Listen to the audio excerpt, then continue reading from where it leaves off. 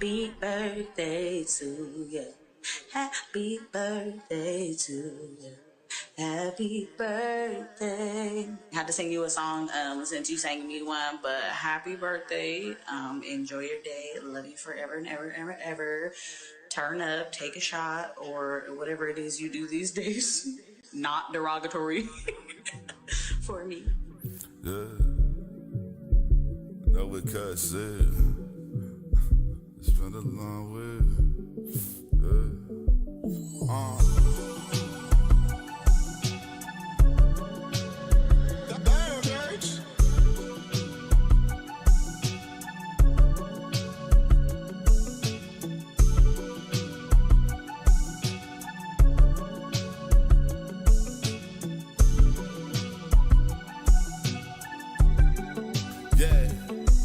Tell them how it is. I don't sugarcoat, I don't wait for it to pan now. Feeling like the man now, I'm the real thing.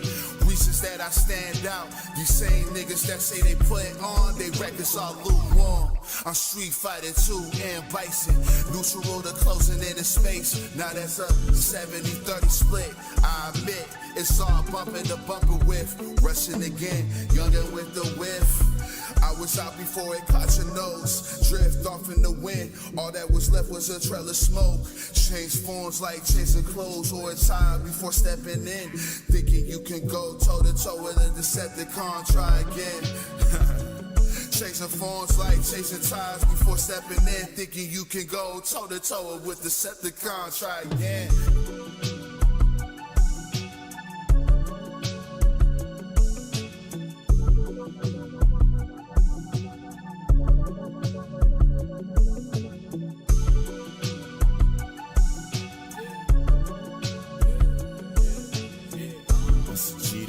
All I do is ask my niggas here about it.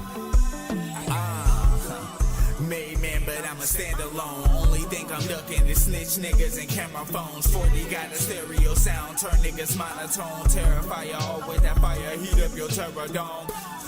Still gotta whisper to the man. He make a gesture, I make a gesture. He lead you to the man. Life get bumpy, tight grip. Told eyes, he like family, treat you niggas like Vic. Not involved, but he know about the dog like Vic. Still.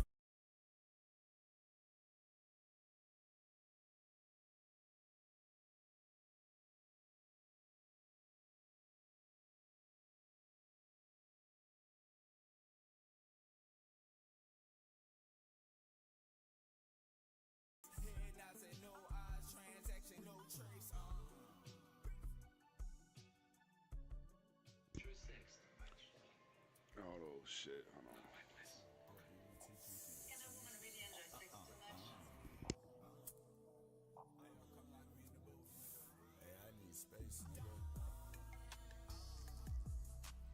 Moves seem drastic, it's a method to the madness.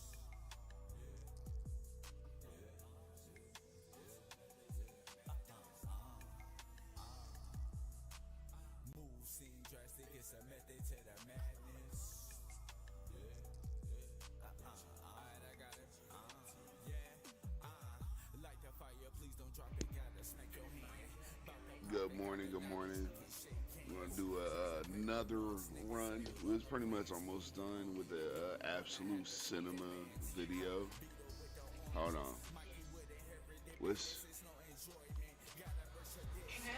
Alright, let's start this over. Good morning. Welcome to the stream. I am sincere. Appreciate everybody here, everybody that's will tune in, cast the vid, all that good shit, all that good jazz. Because I'm gonna question y'all niggas. I already read all this. I already have all the issues, so I'm gonna be watching from afar, but not really. You know what I'm saying? But that is so fucking tragic. Let me help you out. Thank you. Oh my god! I was like, what is he doing? I was trying so hard to pick it up. I was like, my phalanges aren't working. but I'm pretty sure we was at the end of Martian Manhunter. So Green Lantern is next, I believe. I know they don't have I know we didn't see the Absolute Flash issue 8. But anyways, like I said, I'm gonna tap in with y'all. I'm gonna see what y'all thoughts on this whole storyline, things that possibly will happen, how everything is connected. We got the KO event as well, which we might dive in. We might dive in after this, but y'all be cool. Y'all be good. I'm out of here. We gonna start it up.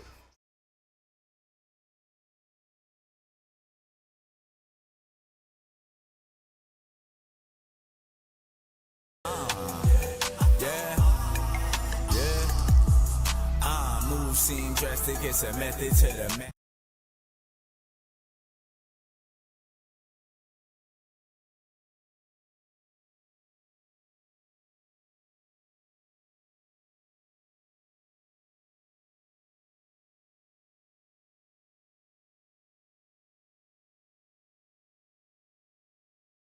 Absolute Green Lantern.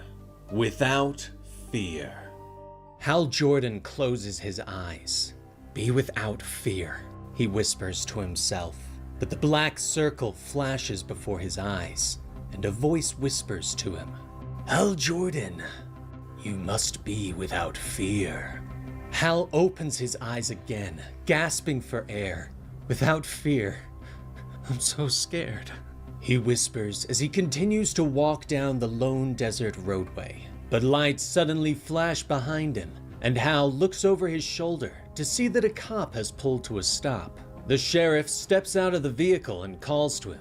Sir, excuse me. Seems like an odd location for a Sunday stroll, the sheriff calls, pointing out that it's a long way from civilization, and Hal might not make it much further in the heat.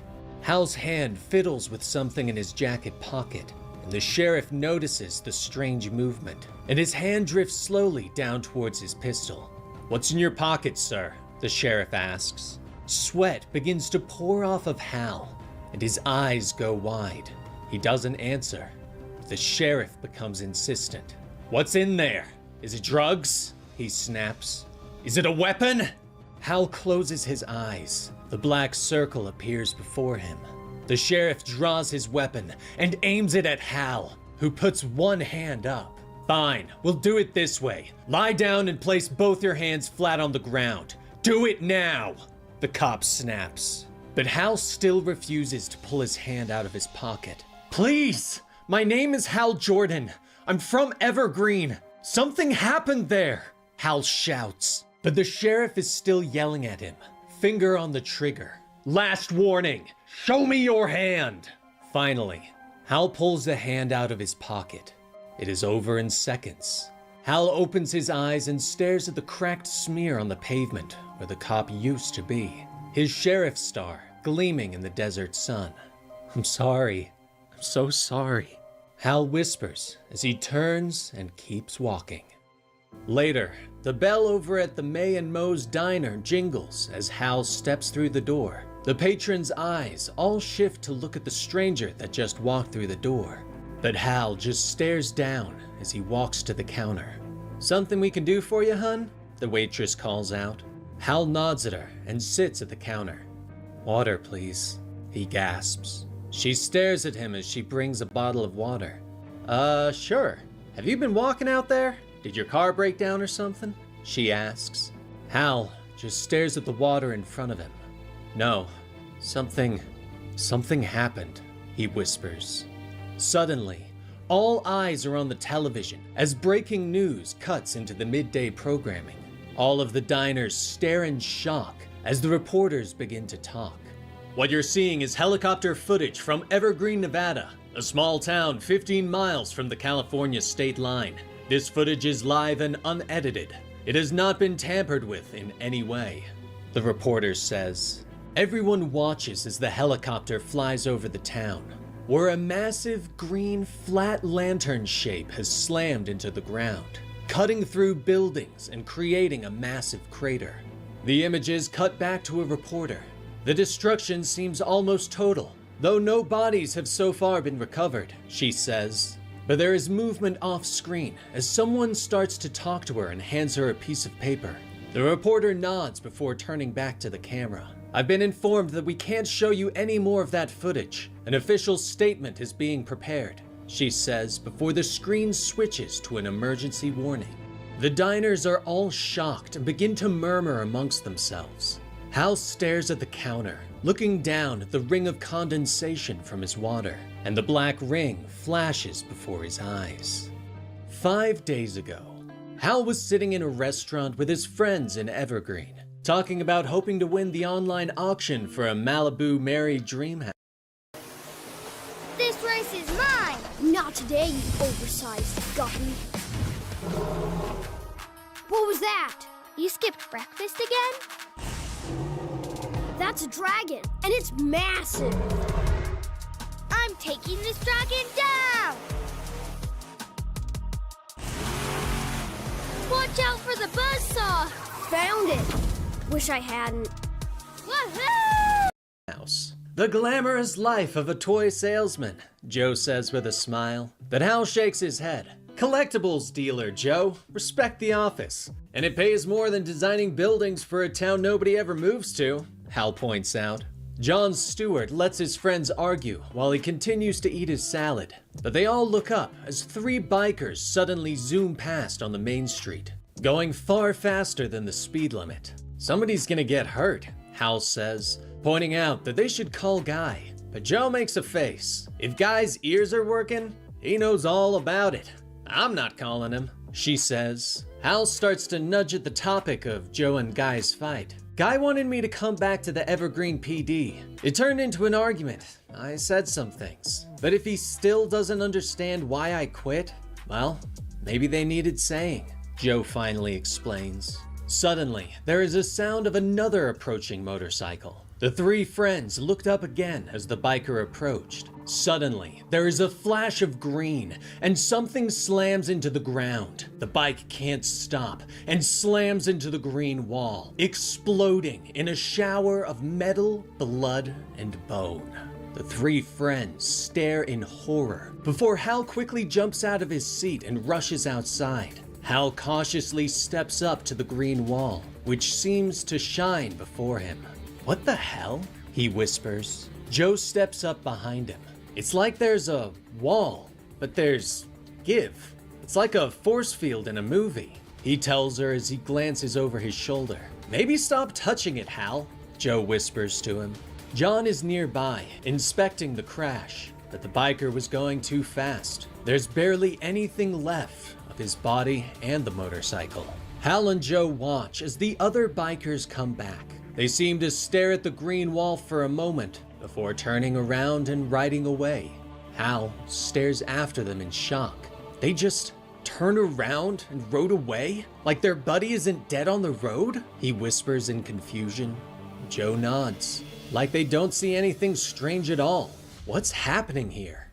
They look at the greenery around them, realizing that it rises up and creates some kind of dome. Maybe whatever it is doesn't like to be noticed? Joe looks up and points, seeing a flat lantern shape above them. Guys? What's that? She says as she points up. Above them, a pale alien stares downward. The present. Hal stares at the ring on the counter. Abin Sur. He said his name was Abin Sur. Hal whispers. He came from somewhere else. The symbol in the sky, that belonged to him. The waitress turns at his words and leans in. You were there? You were in Evergreen? That thing on the news? Was it some kind of spaceship? She asks. Tears begin to fall from Hal's eyes. He called it the Green Lantern, Hal whispers. The rest of the patrons are becoming angry, surrounding Hal, demanding answers for what's going on. I made a mistake. I wanted to be a hero, Hal stammers. Abin Sur, he did something to me. He gave me something. Gave me a weapon, Hal continues. The waitress nods as Hal's hand begins to shift in his jacket pocket. Like a gun? She asks, her own hand sliding under the counter where a pistol waits. But one of the other patrons isn't waiting. He demands to know what is in Hal's pocket, just like the cop. He finally reaches out and grabs a hold of Hal's arm. "Give me that! Let's see it!" the man shouts. He pulls Hal's hand free of the pocket, revealing that from the wrist down, Hal's hand is a swirling black vortex with energy surging off of it. Black tendrils come out of the hand, picking the man up and lifting him into the air. Everyone screams as the man is torn apart, leaving nothing but his golden necklace. The energy continues to surge off the hand, swirling around the diner. Hal reaches down and grabs a hold of his wrist, as if he's trying to keep it under control. "It's the hand! I'm holding it back! It takes all I have to hold it back! Keep it away from people! But I can't control it! It responds to danger!" Hal yells. The waitress draws her pistol and fires, hitting Hal in the stomach. The tendrils arch out, ripping through the diner and knocking the cars over in the parking lot. Moments later, Hal is standing in the remains of the diner, everyone dead around him. Hal reaches for the wound in his stomach, but the black tendrils reach out, healing him as he stares in shock. He looks down at the black hand. "You're not gonna let me die, are you?" he whispers. Suddenly, the door is shoved open and the golden bell jingles, miraculously having survived. "Hal? Hal Jordan? What happened to you?" Joe asks as she steps into the diner. But she is glowing with a green light. The Green Lantern symbol is bright on her chest. The darkness swirls before her, and a voice speaks out. "Sojourner Mulane, be without fear. You exist at the green level of light. You must have knowledge of yourself to command the flame. You must be without fear. Entirely without fear." The voice calls, but a familiar voice speaks next. "Joe?" Hal calls softly. Joe opens her eyes to see that she is standing in a ruined diner. Hal Jordan nearby. Green light emanates from Joe as she steps into the darkened room. You look like him. Like Abin Sur. What did he do to you?" Hal asks her. Joe looks down at her hands, looking at the strange green cracks that have begun to appear in her skin, at the green light that seems to flow out of her. "I have no idea. I mean, you were there. You know everything I do, but it's not good.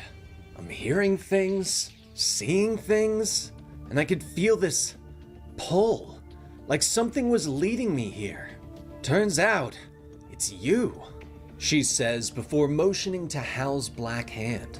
"So, what's with your hand, Hal?" she asks. "The black hand. Don't get too close, Joe," Hal says as he looks down at his hand. The hand that does things when he's in danger, like it's trying to protect him. "I can feel it in my head, Joe, like a dark star," he whispers. He motions to the destruction around him, explaining that he tried to control it, tried to hold it back before it did all of this, willing it not to do what it does. "I gave it all I had, Joe, but I guess willpower isn't what makes this work," Hal says as he flexes his hand, staring at it. "We still don't know what the rules are. Remember what happened to John? Or Guy?" he gasps as he looks up at her. This game, you're not ready for it.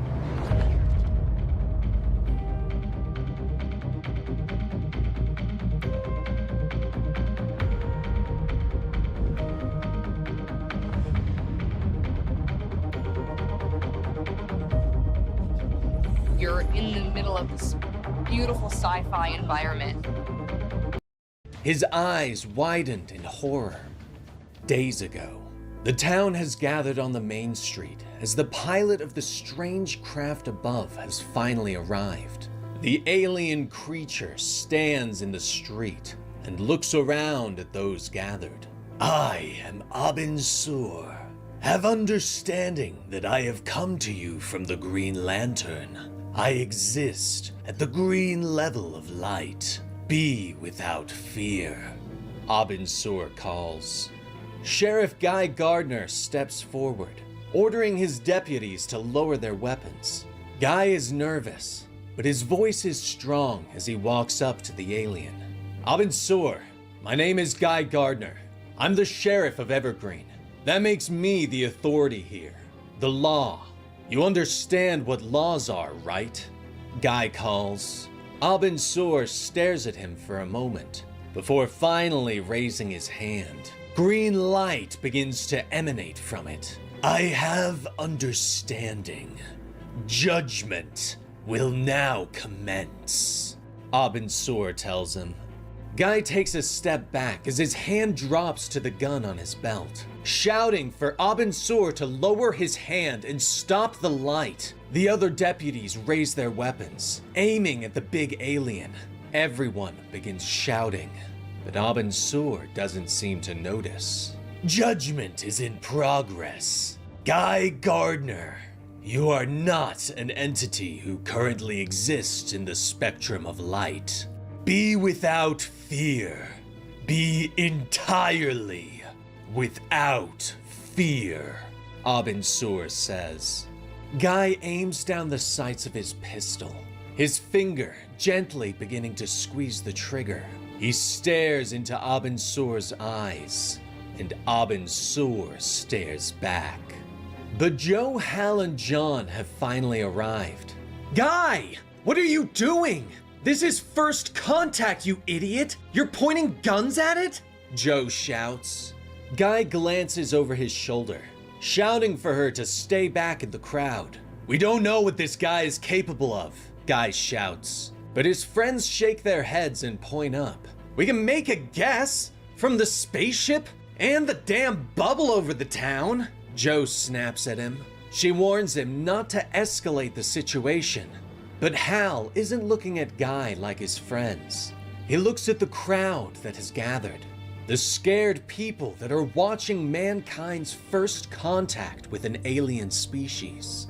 They are all staring in fear, waiting for this alien being to judge them, to decide their fate.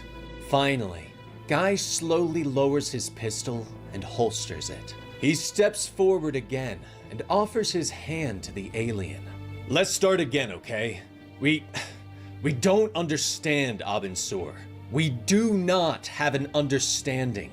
So please, tell us what you want, Guy says gently. Abin Sur stares at him for a moment, but then the flames spread. Green flames seem to shoot from his hand and engulf Guy, burning him until he is nothing but ash. The crowd begins to scream in fear, but Abin Sur just stares at them all. Guy Gardner has been judged. Judgment is in progress. Be without fear, Abin Sur calls to them all. Deputies Rita and Roy raise their weapons and open fire, but the rounds are stopped before they ever reach Abin Sur, blocked by strange green shields that come up. The rounds bounce off the green light and begin to slam into the people in the crowd. Abin Sur stares at the deputies and raises his hand. Suddenly, Rita is cut in half and falls to the ground, but Roy keeps firing. Abin Sur raises his hand again, and the young man's hand is severed at the wrist. He screams in pain and fear and falls to the ground as his blood begins to pour out. Joe and John rush over to the young man, trying to help him. They scream for Hal to help, but he is just staring in shock. Finally, a look of determination crosses his face, and he reaches down for the deputy's fallen pistol. He lifts it and turns, aiming the weapon at Abin Sur. Hal Jordan, Judgment is in progress, Abin Sur says to him. But suddenly, John is standing between them. He is looking at Hal, holding up his hand for him to stop. Hal, finger off the trigger, Hal. Lower the gun. Easy as that. You saw what happened to everyone else who tried. John tells him softly, but Hal is still staring at Abin Sur. Get out of the way, John, he whispers. But John shakes his head. It'll kill you, Hal. At the very least, it'll take your hand, John whispers. Hal wavers for a moment before finally lowering the pistol. John Stewart, be without fear. Abin Sur rumbles softly before finally leaping up into the air in a blast of green light and returning to his ship. John turns and rushes back to helping the deputy. I'll have the gun whenever you're ready, Hal, he calls. Back in the present, Hal stares at his hand.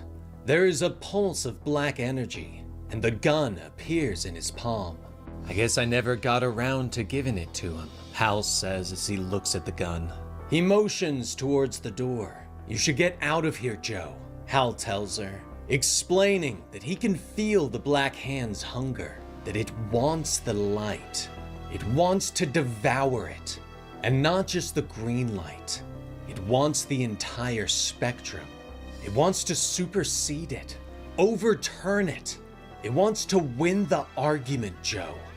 It's very old. It should have been forgotten. It should be weak. An idea nobody believes.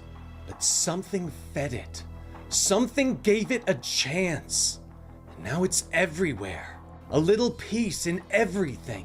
All the way out there. All the way in here. And I'm fighting it, Joe. As hard as I can. I don't want to listen to it. I don't want to. But it keeps telling me I was right.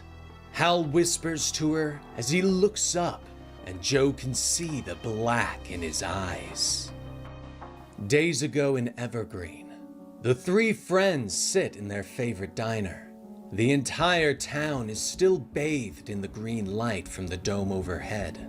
John is trying to tell Hal that he doesn't think that he was wrong, that they need to do something to stop Abin Sur. Whatever's happening here, whatever alien judgment is being levied upon us, I don't think anyone's coming to save us from it. So Hey!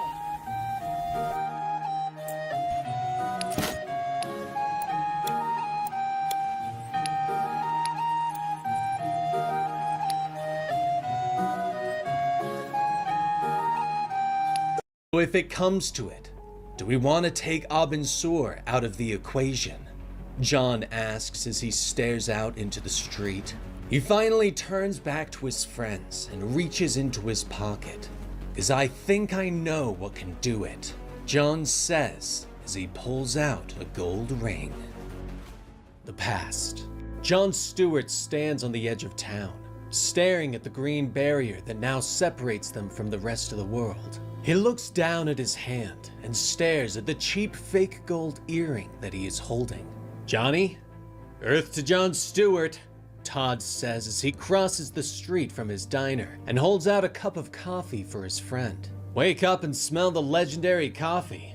At least before it runs out and we're all drinking that herbal crap I keep in the back," Todd tells him with a smile. Both friends turn back and watch as vultures continue to feed on the former motorcyclist that had crashed into the barrier. The two discuss the situation in town. Food will hold up for some time, and basic supplies should last them a little while, though Todd admits that most people are keeping to themselves and staying in their homes. They're waiting for the grown-ups, hoping an authority will swoop in and fix this, John explains as he takes a sip of his coffee. Both friends watch as a van drives towards town, but it suddenly stops and simply turns around, driving away like it never saw anything. "I think we have to assume the shield has an effect on the minds of those outside. They just don't see it," John says with a sigh. Todd looks at him in shock. How is that even possible? He asks. John shrugs and shakes his head. It's not. Not by any of the rules we know. But all of this is alien and unknown. So, what else don't we know? John asks. He holds up the earring again and shows it to Todd, explaining that it was the only piece of the biker that didn't explode, the only piece that came through the barrier. Todd stares at it in disbelief. You're kidding, he whispers. John shakes his head and holds it up. Why did it make it through? What are the rules? What don't we know? He says before throwing it at the barrier. There's a slight pop of displaced energy as the earring phases through the wall and lands on the other side, clattering gently on the pavement and disturbing the feasting vultures. Both men stare for a moment before taking sips of their coffee. Okay, how? Todd asks. John shakes his head and smiles. I don't know, but I'm going to. I'm going to know everything, John whispers. Back in the present, Joe stands over Hal as he slumps back into one of the diner booths. He stares down at his glowing black hand and turns over the pistol that he still clutches. Joe watches as darkness begins to fall from his eyes like tears. Talk to me, Hal, Joe whispers, but Hal just shakes his head and stands, holding down his black arm as if it has a mind of its own. I told you, the black hand is hungry for light, angry at it. Can you turn it off? He asks as he motions to the green light that has formed around her. She looks at him sadly and shakes her head. Hal nods and smiles, releasing his black hand, and he raises it quickly, the pistol aiming at her. Yeah, that's fair. I don't know how to turn mine off either, Hal tells her as he fires the gun.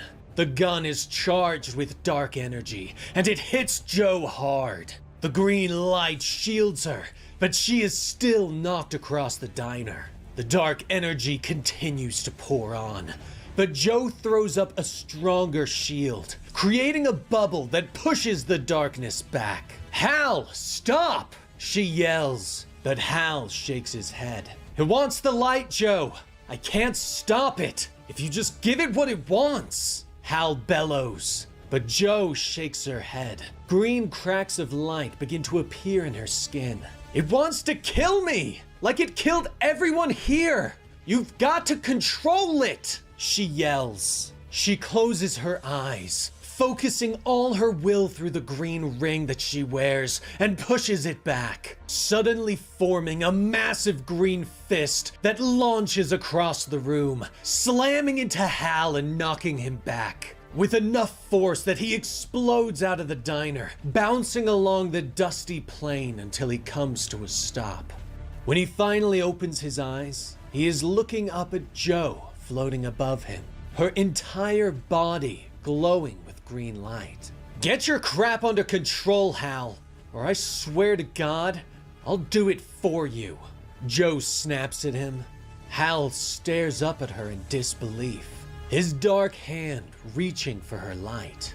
How are you controlling it? He whispers as he reaches up to pull back the black hand. The past. John stands at the edge of the barrier as Hal and Joe approach. Hal holds up the golden toy that John asked for. Behold, the Blue Devil! Only he's not blue, because this is an all-gold Funzo figure made to commemorate the 10th anniversary of a pretty forgettable Wayne Tarrant movie. I paid $8 for it, and now it's probably worth maybe 8 cents. Not one of my better deals, Hal says before handing it over to John. I was hoping for a plastic sword or something like that, but this will definitely do, Hal, John says. Joe looks to them, asking what's going on. Hal just shrugs.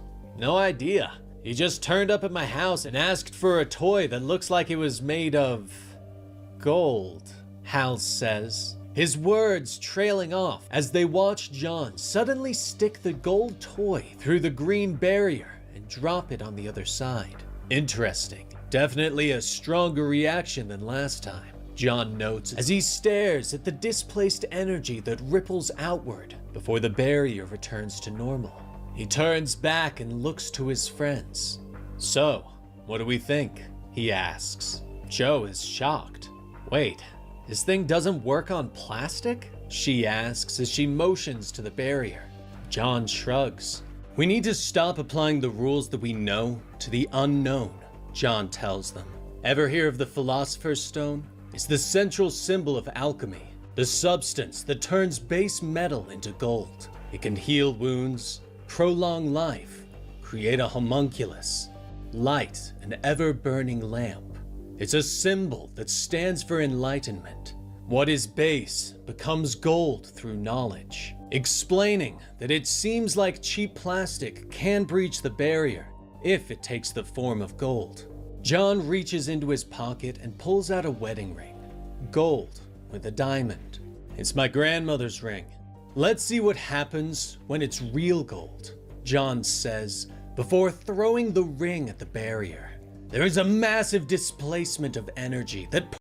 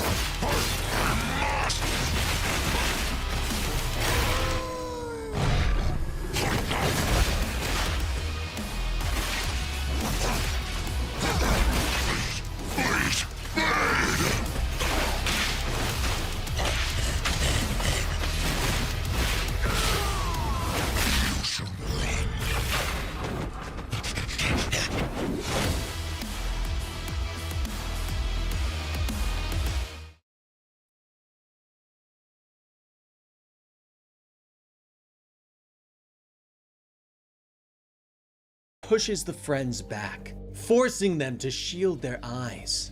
When they look again, they see a hole destroyed in the barrier, but it quickly begins to reform. "You made a hole! You made a hole in the barrier!" Hal shouts with joy. Joe shakes her head in disbelief. "How long was that? 2 seconds? 3? If the hole was bigger, someone could get out. How much gold do we have?" she asks quickly. John nods his head, explaining that they need to learn more, but their conversation is cut short as someone begins to speak above them. "John Stewart," Abin Sur says as he floats down. The three friends look up as the alien holds out his hand and green energy begins to form.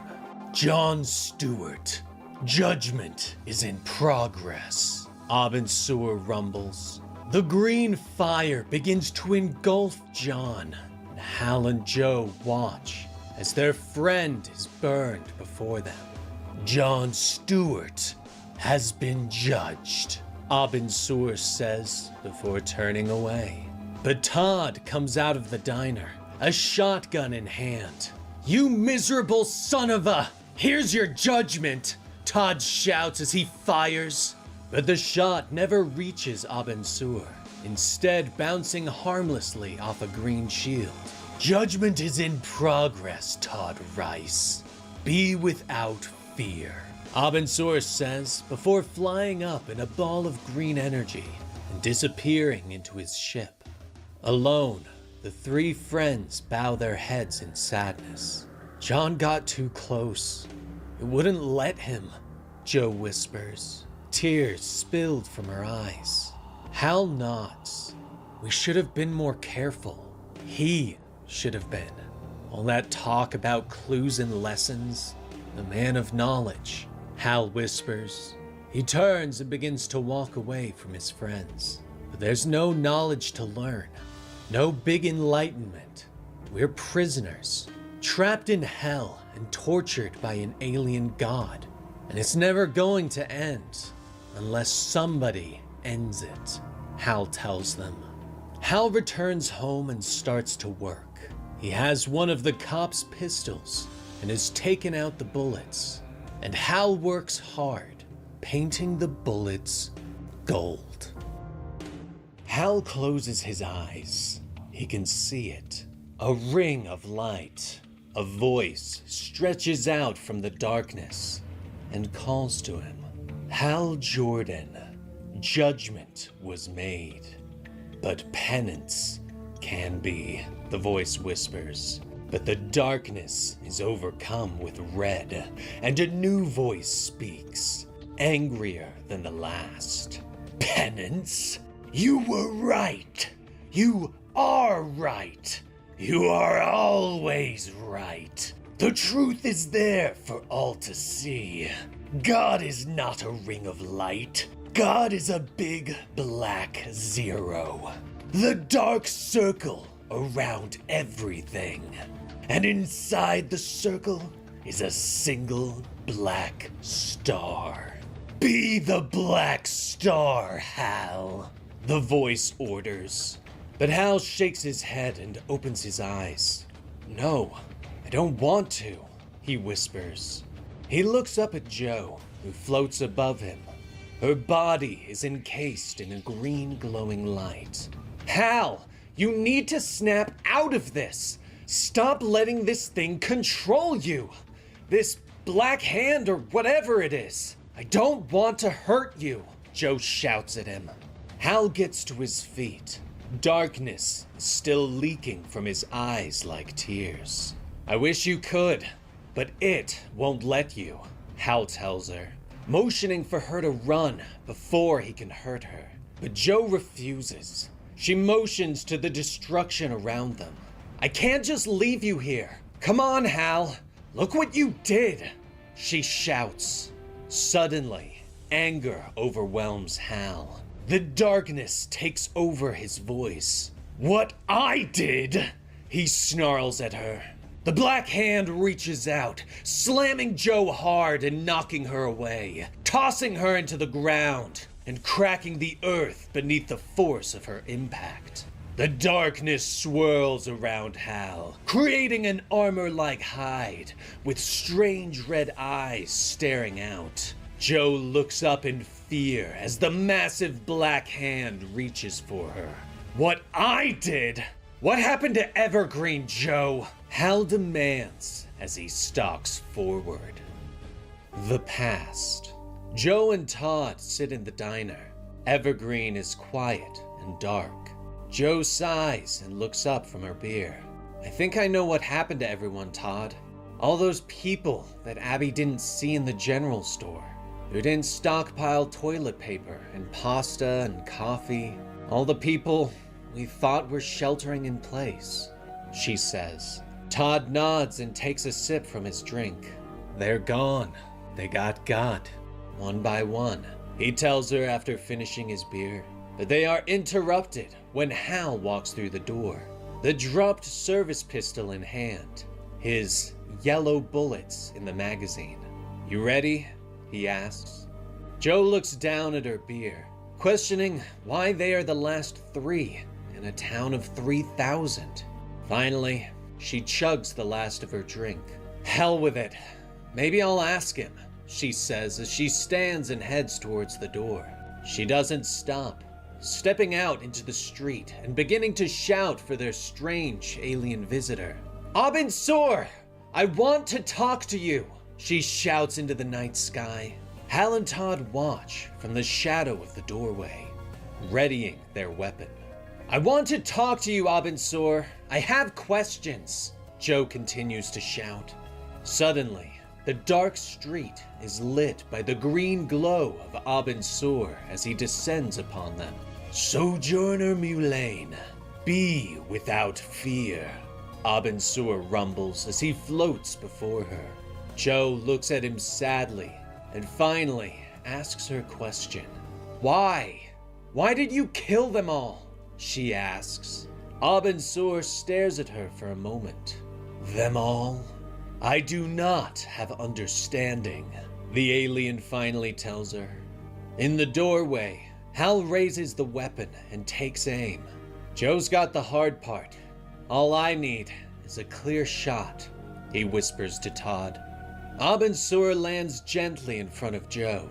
Existence ended for Jason Simmons as an accident of the barrier and his relative speed. Existence ended for Rita Powell as a considered judgment, as her chaotic action ended existence for Beatrice Coles.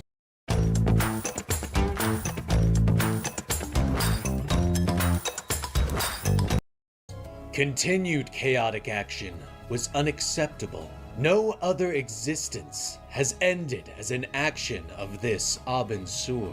Joe takes a step back in surprise. She doesn't understand. She saw them die. You murdered John in front of us. You killed Guy. The whole town. You disintegrated them all, she snaps at him. But Abin Sur's gaze remains strong. Sojourner Mulane, no other existence has ended as an action of this Abin Sur, he repeats. Joe glances back at Hal and Todd. They're alive? She whispers. Abin Sur begins to glow again. The green light emanating from his skin. Disintegrated. Taken apart. Implication of end state. Have understanding that did not occur. They exist in Oa. They are within the Omega Alpha. They are in the second stage, and judgment remains in progress, he tells her as he raises his arms, a green circle appearing around him. In the doorway, Hal lowers his weapon. Todd reaches for him, but Hal waves him off. He's actually talking to her. She's communicating with him. Maybe we don't need the gold bullets. Maybe we can end this here.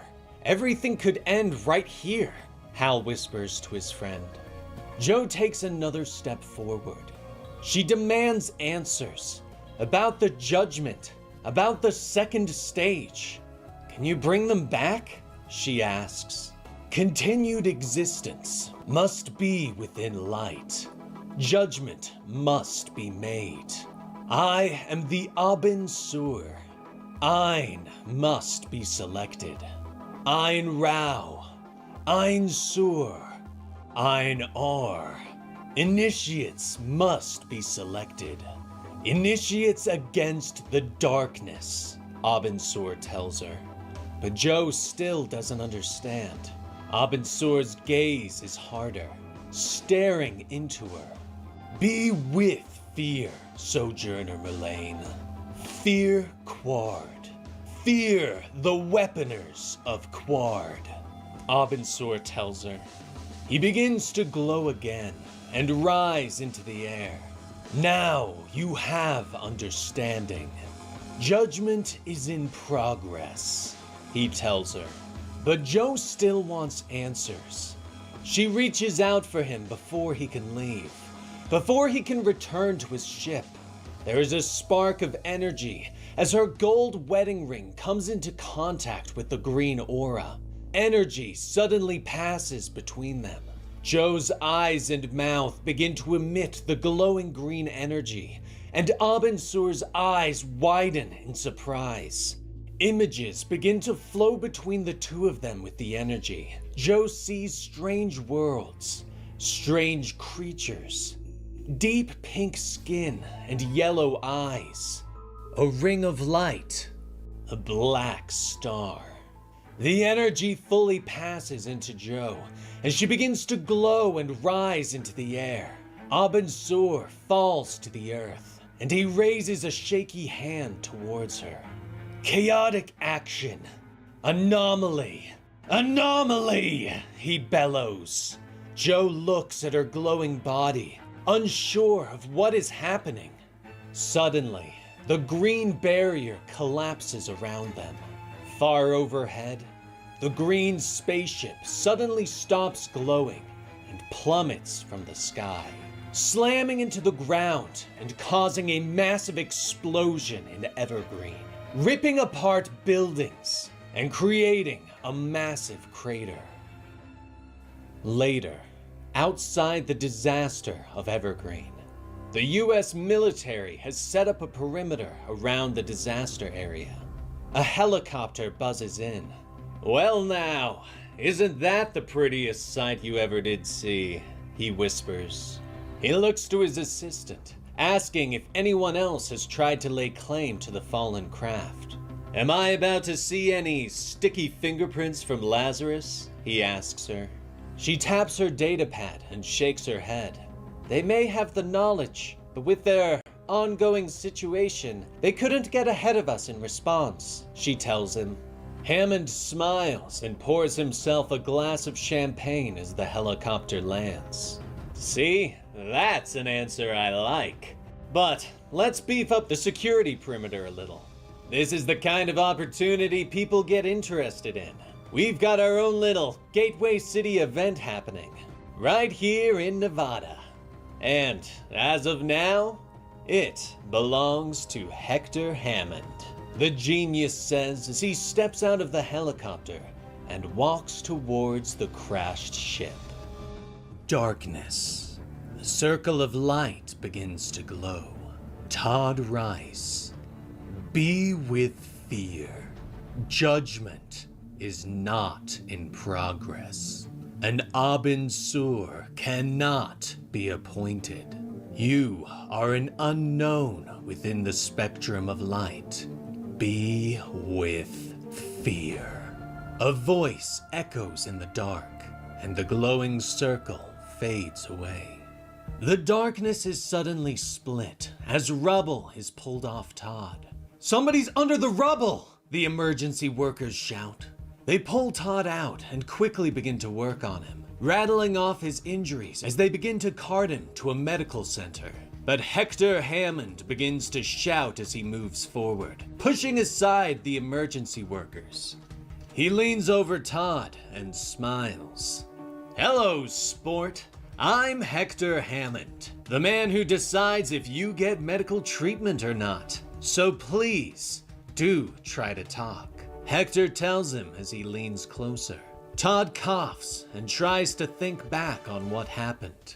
He remembers the sky falling, the great green lantern falling from above and slamming into Evergreen, crushing his cafe and burying him beneath the rubble. Todd couldn't see it, but he heard all of it. Hal stands before the creature known as Abin Sur. "Where is she?" Hal demands as he raises the pistol and takes aim at the alien. "Where's Jo Mulane? You did something to her. Turned her into something like you. Where is she?" Hal shouts. But Abin Sur looks just as surprised as the human that stands before him. He holds out a glowing green hand. "She has power without understanding. She is Anomaly. Anomalies cannot exist in the spectrum of light. She will be sought, hunted, be with..." We have got to the point where literally anybody can build a fully working app without knowing how to code. This is Base 44. This is a first look at the current industry-leading AI app builder, and you wouldn't believe the kind of apps that people are creating. Smart nutrition apps, inventory trackers, onboarding tools, you name it. And if the only thing stopping me from making the app is the idea, then why not build an app that gives me endless app ideas? So let's make it. Pro tip, I draft the full app spec in ChatGPT, and then I drop the prompt directly into Base 44. It gives me super detailed structure. And here it is. Everything I laid out in detail as it goes. This is pretty awesome, but I want to make it playful. So I'm going to add a swipe left and swipe right interface. The same usability we all know. Now I'm going to add one more feature. So every idea that I favorite will turn into a kickoff prompt to start building the app itself. And that's it. Just come up with your idea, any idea, and Base 44 will do the rest. So go to Base 44 and create apps with your name on it. "With fear, Hal Jordan," Abin Sur rumbles. The pistol begins to shake in Hal's hand as he grits his teeth. "Be with..." But he fires. The pistol thunders again and again, the gold bullet slamming into Abin Sur's chest until the weapon clicks on an empty chamber. Hal lets out a breath of air and lowers the weapon, tears falling down his cheeks. That was for John. For all of them, he whispers as he stands over the fallen alien. But Abin Sur suddenly moves quickly, reaching a black hand up and grabbing Hal. The hand has begun to melt, his flesh turning to black goo. Judgment, Hal Jordan. The Black Hand! The Black Hand! Abin Sur gasps, his face beginning to melt. The goo slides over Hal's hand, covering his skin. He pulls his hand away quickly, but the gun suddenly disappears, and his left hand becomes covered in black. What? What did you? Hal gasps, but Abin Sur's body has begun to melt, turning into a puddle of the black goo.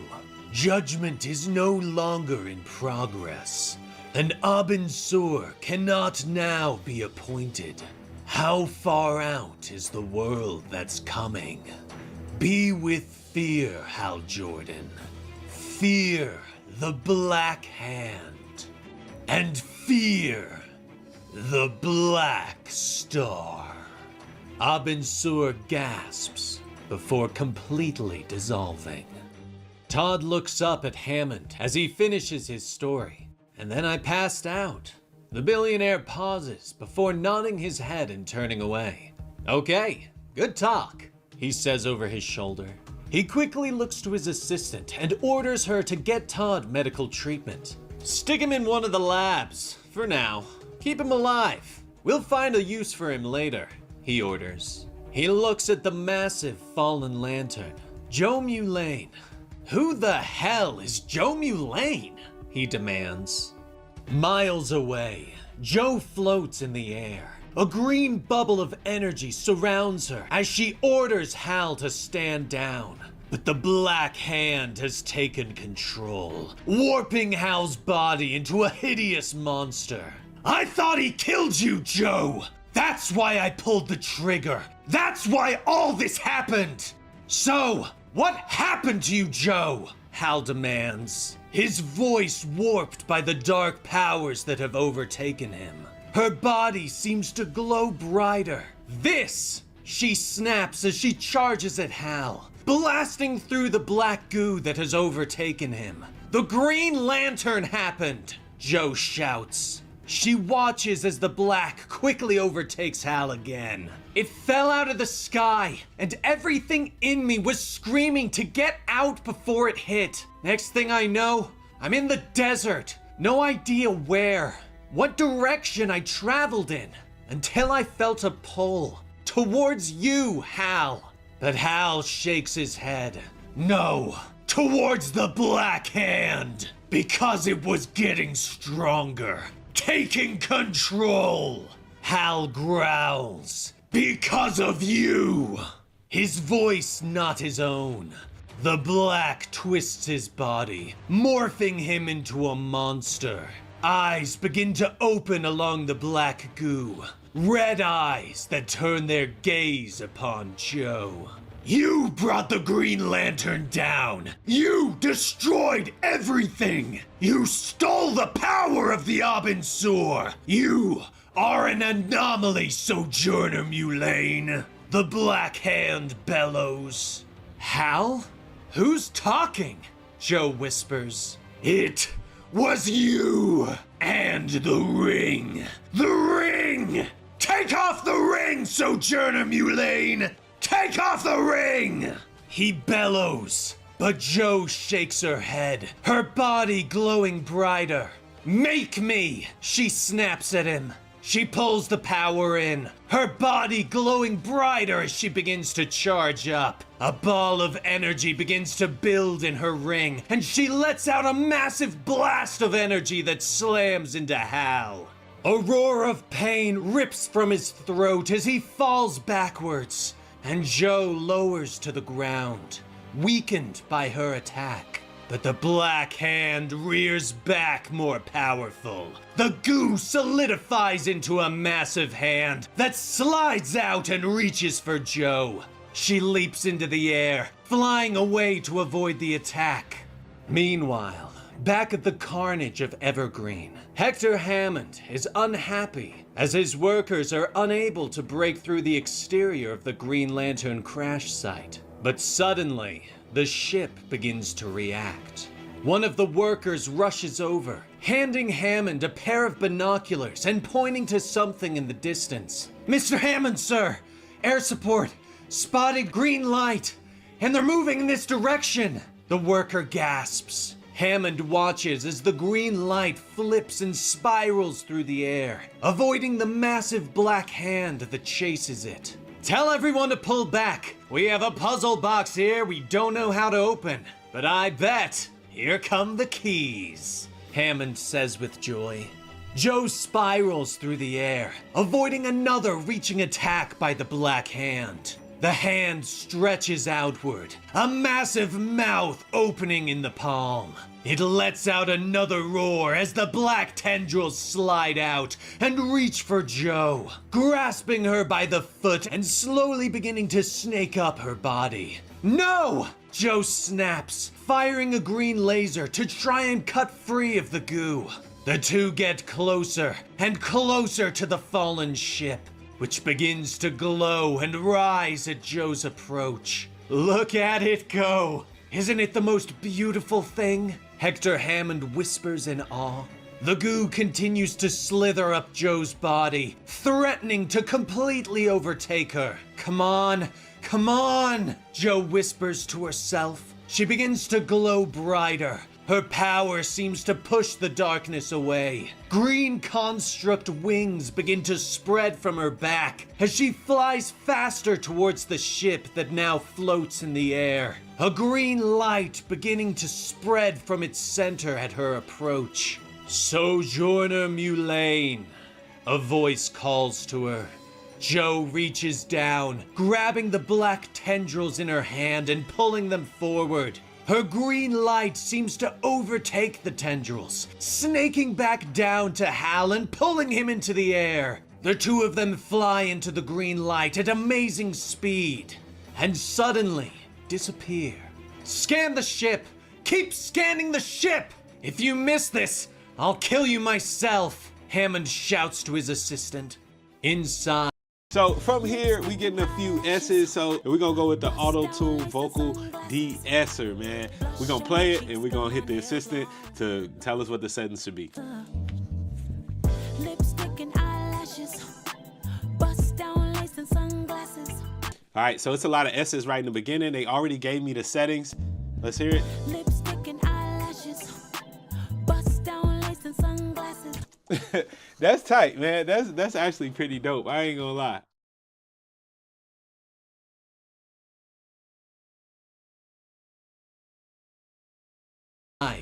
Joe finds herself and Hal floating in the darkness. But suddenly, there is a circle of light. Sojourner Mulane, Hal Jordan, be without fear, a voice calls, as John Stewart appears before them, bathed in golden light. The dark sphere moves through the vastness of space, blotting out all around it. How far out is the world that's coming? A voice asks. Cameron Chase suddenly looks up as someone calls her name. The secretary cocks an eyebrow at her as Chase tries to shake off the dream. "Agent Double will see you now, Agent Chase," the secretary repeats. Chase nods and enters her superior's office. He motions her to a seat. "Cam, thanks for making the time.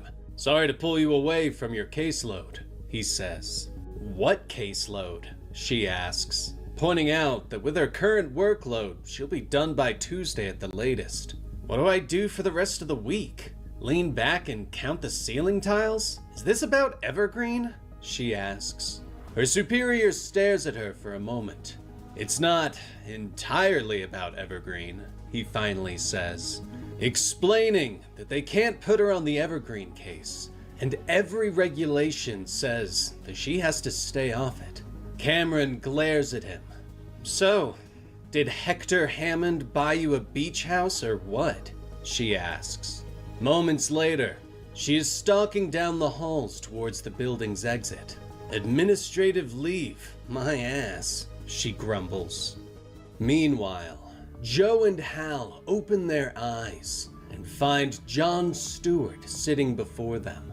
He motions to the darkness around them that has begun to take the form of their world. All of this is Oa. Don't panic. Don't be afraid. I'm going to translate these concepts as best I can, he says softly. But the darkness returns, lit only by a circle of light and the images of the people of Evergreen floating before them. Joe and Hal stare in shock as Guy floats before them, but his body is glowing with a red light. Jon nods, explaining that Abin Sur is the judge of worlds, that he arrived to judge them first in Evergreen, and then transported people into the Green Lantern, and the presence of Oa. People were afraid, but no one died. You're all alive? Joe asks in shock. Jon nods calmly. We're all together, here in this place of understanding, and we are all without fear, Jon tells them both. But Hal shakes his head. His hand still glows with the dark power, his eyes black. Jon, thank God you're okay. But fear is all I can feel. It's the hand. The hand doesn't like it here, Hal whispers. Guy begins to speak. There are 4 levels of light. Quard is the lowest, then Rao, then Sur, then R. Chaotic action, restraint from action, correct action, total understanding, enlightenment, he says with a smile. Joe is confused. That doesn't make me want to panic any less. Is Guy okay in there? What is this place? What's the Green Lantern? What's Oa? What was Abin Sur judging us for? She demands. Jon explains that Abin Sur was a guardian at the green level of light. His task was to select initiates into the light. For what's coming, Guy showed restraint, so he was judged as deserving of the red flame, Jon tells them. What about me? Did I deserve this? Talking in my head? Telling me every dark thought I have is right? Why would he do that to me? What good is that? Hal demands. Joe nods in agreement, demanding to know why Abin Sur did this to them. That I don't know. We can't ask. He's dead. Chaotic action. All I can tell you is what I've seen and what I've learned. What's coming for us, Jon tells them, explaining that because he sought knowledge, he was chosen for the Gold Flame, Ein-Ar. There are those who see Oa as incorrect. They take power from the dark, power without restraint. The Abin Quard, the Weaponers, the Black Stars. How far out is the world that's coming, Joe? How far out is the world of chaos? How far out is the Black Star world? Jon asks her. He looks up. A vast dark planet moves through the universe. How far out is Mogo? Jon whispers. Hal's eyes widen in fear as he looks at the dark planet. That's it. That's the thing in my head. It's the size of a planet. And it's in my head. Hal gasps. Enemies fear the face of steel, Guy says with a smile. But Joe shakes her head. Screw this, she says. She turns back to Jon, explaining that she is an anomaly. All of Abin Sur's power, none of his knowledge. I don't know what the rules are, not like you, Jon. But if I don't know the rules, I don't have to stick to them, she says. She smiles and reaches a hand out for Hal. If Abin Sur put this crap into you, Hal, I'm betting I can get it out, she says. Hal is hesitant at first, but finally trusts his friend and reaches out for her hand. John said this is all one thing. We're all one thing. You're just at the lowest level, that's all. Somebody's gotta help you up, she says. Their hands touch, and the energy begins to pulse between the two of them, mixing and swirling until the green light begins to push back against the darkness. There you are. Black Hand, let go of my friend, Joe orders, and the darkness begins to explode out of Hal. Outside, Hector Hammond is watching the giant Green Lantern through a pair of binoculars. Tell me we're getting somewhere, he calls over his shoulder. His assistant nods. We're drowning in data, sir. We don't know what any of it means so far, but we will, she tells him. Hammond smiles and nods at her enthusiastically. That is what I wanted to hear, sweetie. 10 out of 10. Your steak box is in the... He begins to cheer, but suddenly, the lantern begins to glow.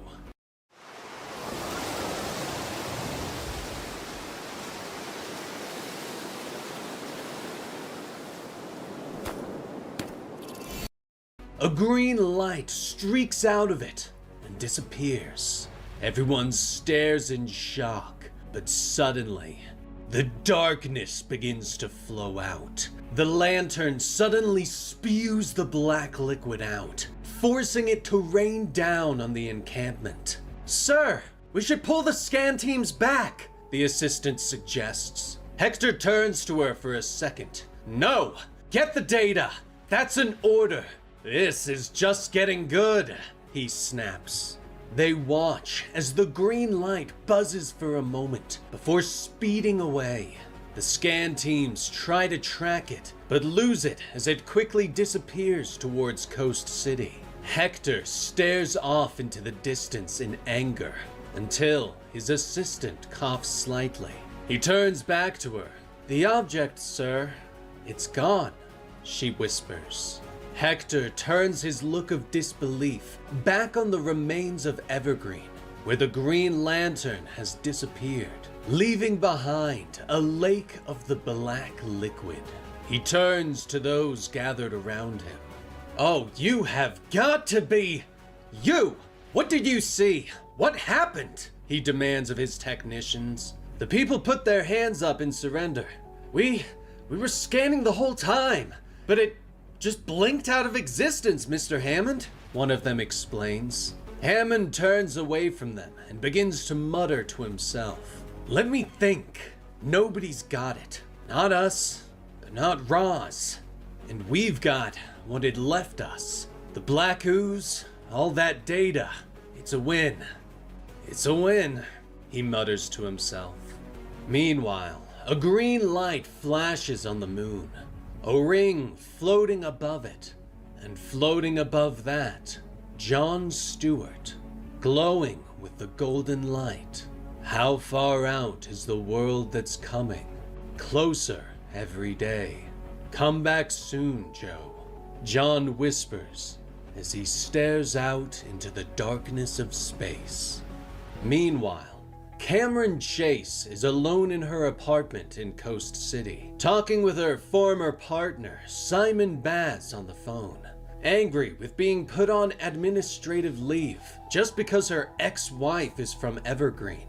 I threw her out, Simon. She wasn't there anyway. She always told me she never wanted to go back there, Cameron tells Baz. Suddenly, there is a knock at her door. Cameron puts her phone on speaker and sets it down, and gets up to answer it. God, how many times can Sojourner Mulane screw up my life? Cameron complains. She opens the door to find a glowing Joe standing before her, Hal leaning heavily on her shoulder. Hey Cam, I didn't know where else to go. Can we talk? Joe asks. And that was the full story supercut for the first volume of each story of the Absolute Universe. These have been some of the best comics that I've read personally, and I've been loving the Absolute Universe as a whole, with Batman and Wonder Woman being my two favorites so far. But which Absolute story has been your favorite? Let And, me know in the comments below. And let me know what you thought of this full story supercut. I know it's been a while since one of these have been on the channel, but I was super Thank you so much for the follow. Guy Farting 420. I just want to say that out loud. That's his username. His handle. I respect it. A good laugh. A good hey. Let me see. Hey.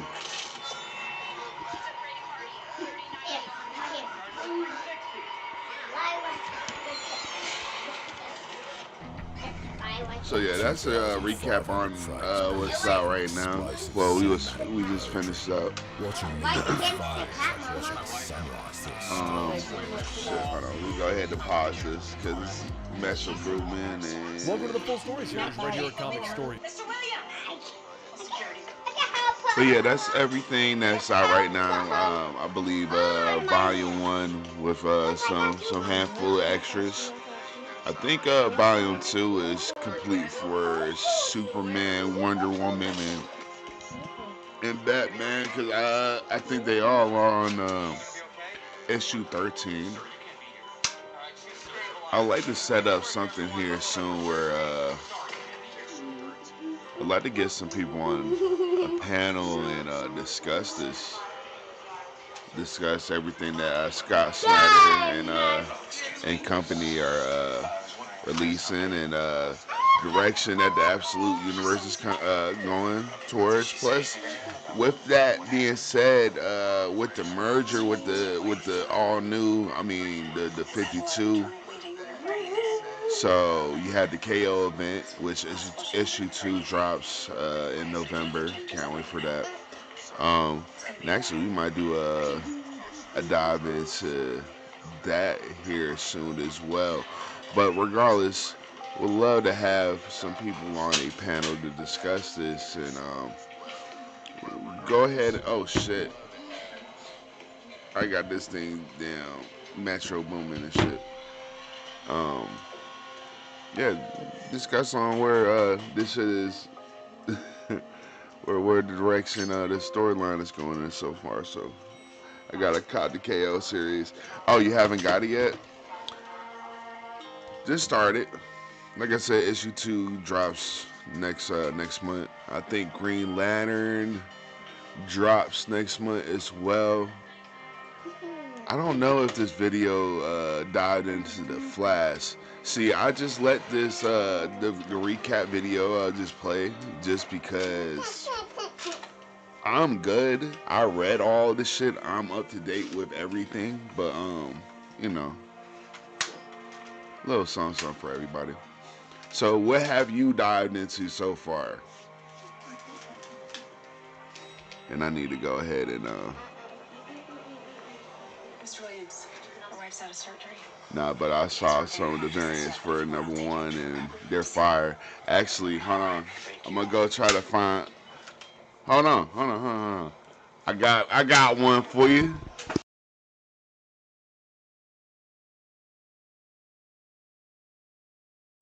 One moment, please.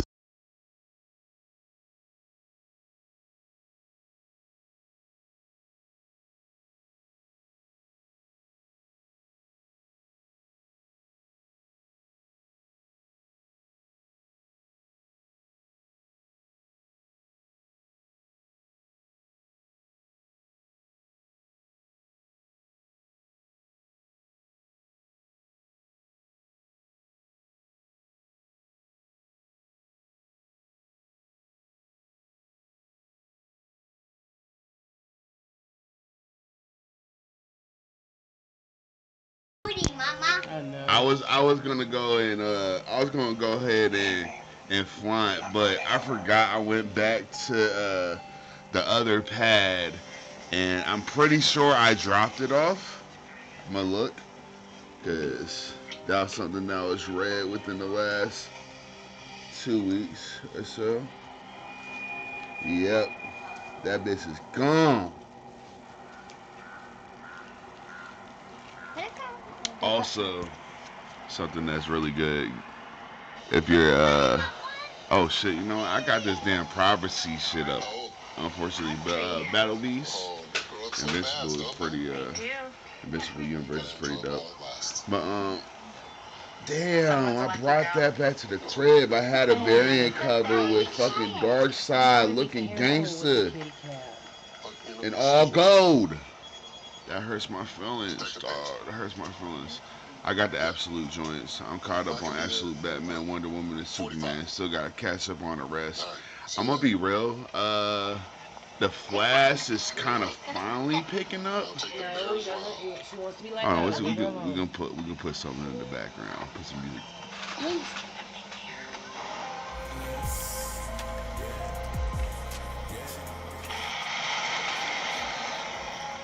Yeah, but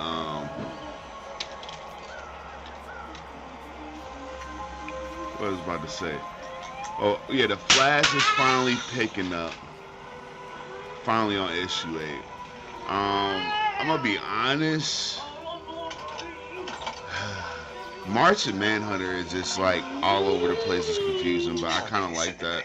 I fuck with it. Out of everything else, I think Green Lantern is like, I think that is it, man. I fuck with that. If anything, I mean. That night she went out to get groceries. Oh, you said you were already caught up though. Then you never heard anything. Oh no, you caught up on Batman, Wonder Woman, Superman. Oh yeah, so yeah, I say the next one to jump into is Green Lantern, for sure. I tried to call her cell phone. I don't know, man. It seems like I like how they said they hadn't seen her. They incorporate everything. It doesn't have like even the fucked up side of things have an even play in this universe for some reason. It's pretty dope, bro. Pretty dope. I heard Flash and Green Lantern slow burns to start. I will say that it started picking up towards like maybe the last 2 issues. Isaiah, just gotten married. We have just moved to the mountains, so no problems. Yeah. Just one more thing. I mean, shit. This depends on the type of reads. I mean, if you don't mind slow burns, you know what I mean, nice slow cruise. I fuck with this shit. I definitely fuck with this shit. But I mean, what's your favorite so far out of the Holy Trinity? Out of Batman, Superman, and Wonder Woman, what's your favorite? Thank you. I'm gonna tell y'all right now. I like Batman for the death, but I like Superman for Superman is fire too. I don't give a fuck. I don't give a fuck. I'm a ride or die Superman fan for sure. I put it on Batman, this Superman, Wonder Woman. I think that's pretty much what it is. That's pretty much what it is. Batman is all the way fucked up. We actually get to see how like everybody just turns into the op. You know what I'm saying? And that's actually a really like, man, those last fucking 3-4 issues, bro. Jesus Christ, bro. Who is this man? That shit is fucked up. That shit is fucked up. But I ain't gonna lie to you. Bane is a bitch. There's a lot of shit going on over there. You know what I'm saying? Absolute Joker. Yeah, there's a lot of bullshit. But Ra's al Ghul, nigga. She's awake. We'll continue to run CTs. Yeah. You should know. With Brainiac, by the way, too. That shit's kind of crazy. And what does that mean? The deformed Brainiac. He's sitting here down decaying on the way out. I like how different they're making everyone instead of this. Yeah, man. But still heading towards it's still Batman, Bruce Wayne, you know what I'm saying? Joker has all the money and he's making all the moves, but it's still Joker, you know? Lois Lane. We're gonna get her there. Yeah, she is not a news reporter or anything like that, right? But shit, the first time she sat down and said fuck the algorithm and wrote her own report, they said that shit was poetic justice with the pen.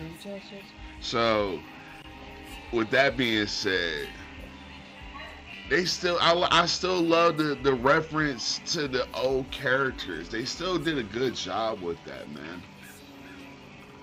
It's exactly.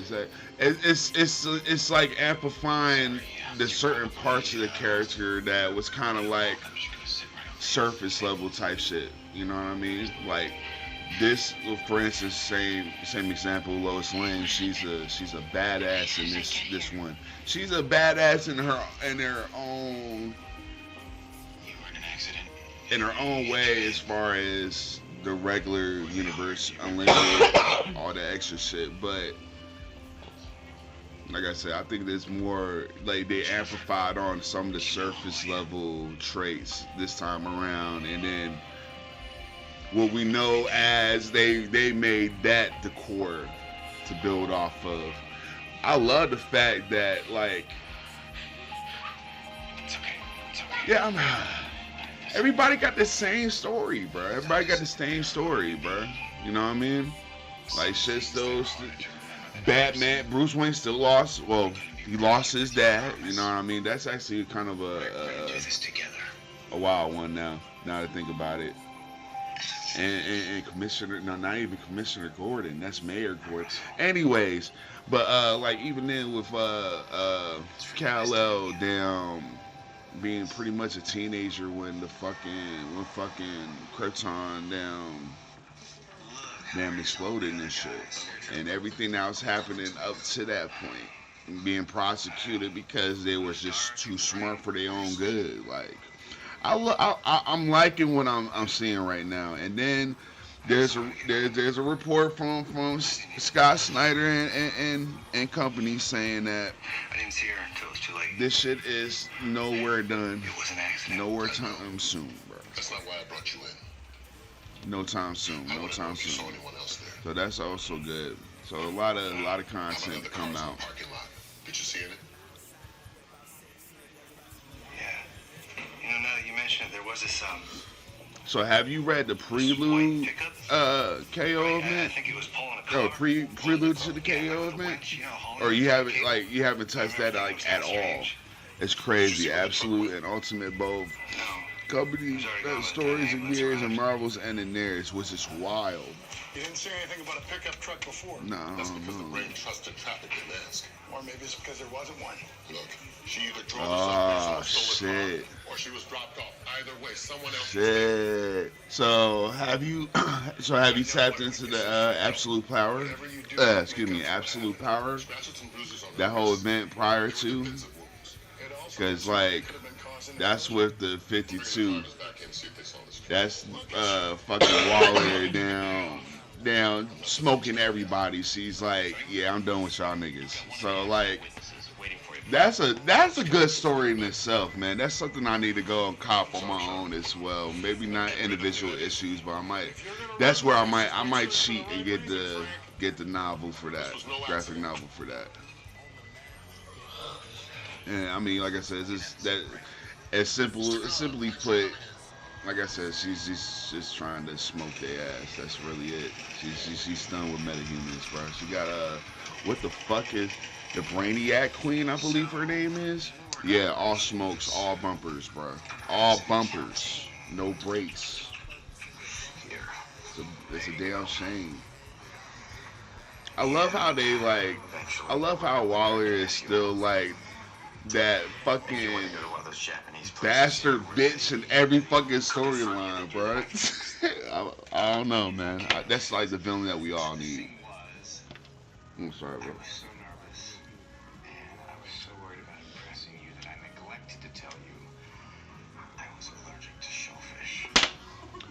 Well, so you say you have read it.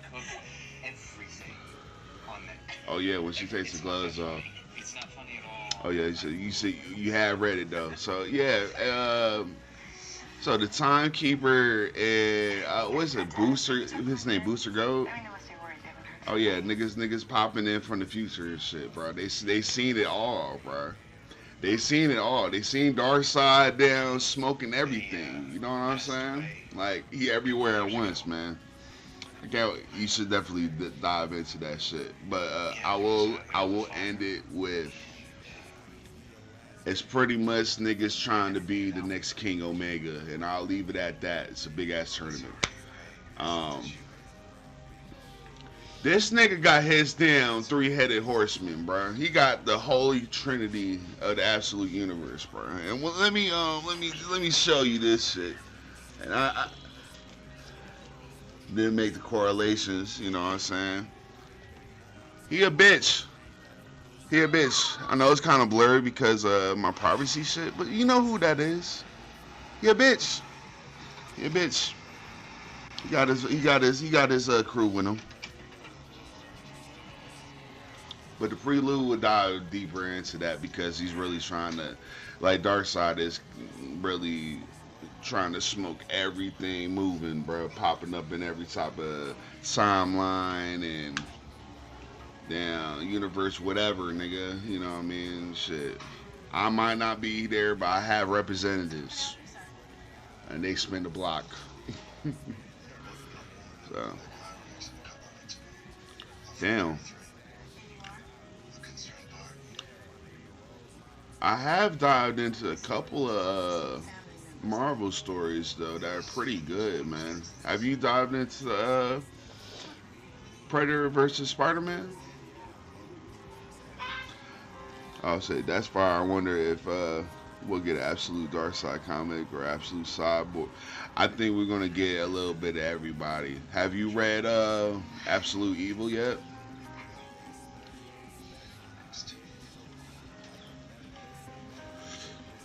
I know I just said something about Marvel, and then I just read your comment, and then I just answered that. So we could stay on DC for a second. My bad. I'll bring back the Marvel comment here in a second. But have you read Absolute Evil yet?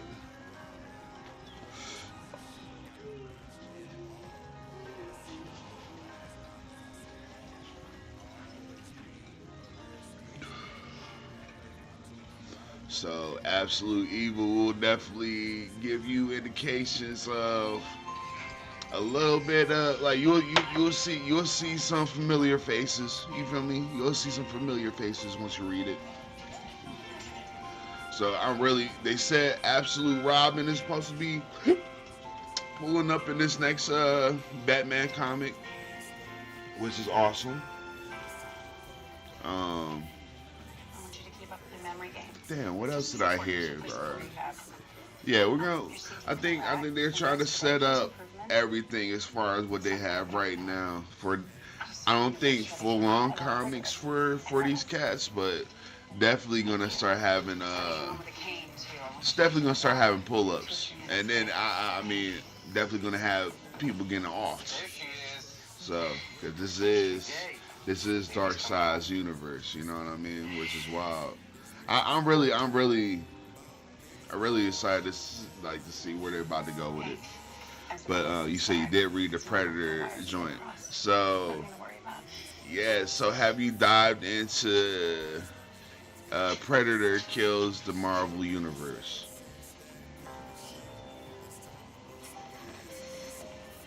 I wonder what for.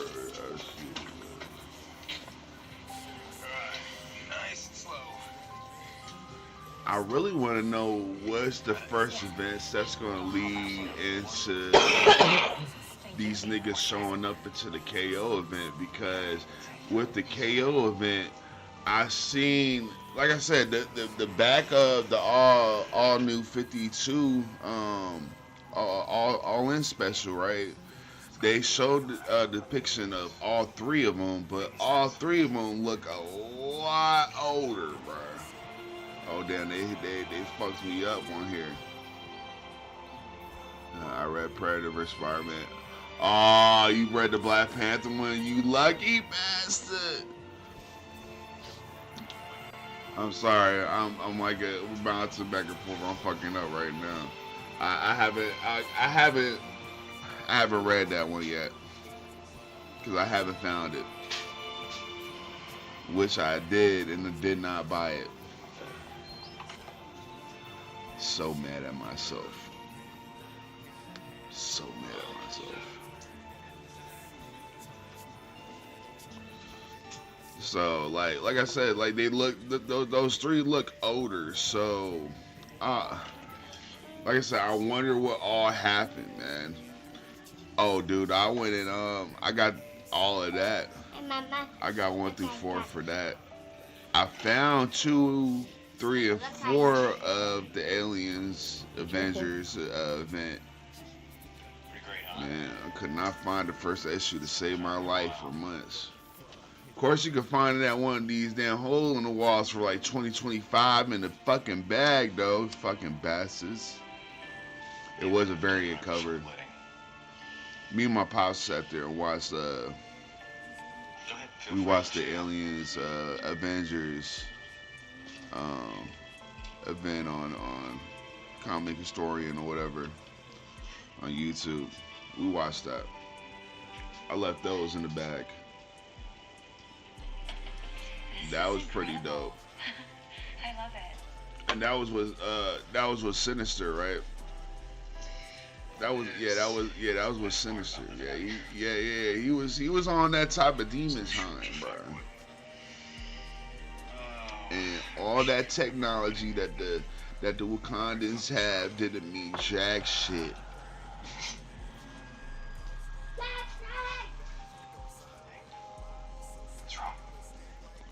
That was interesting too, because that was like Hulk old as shit. You had fucking Iron Man down, fucking barely using the, he has the suit to push him through, bro. Like he's barely alive type shit. Like that was pretty interesting, bro.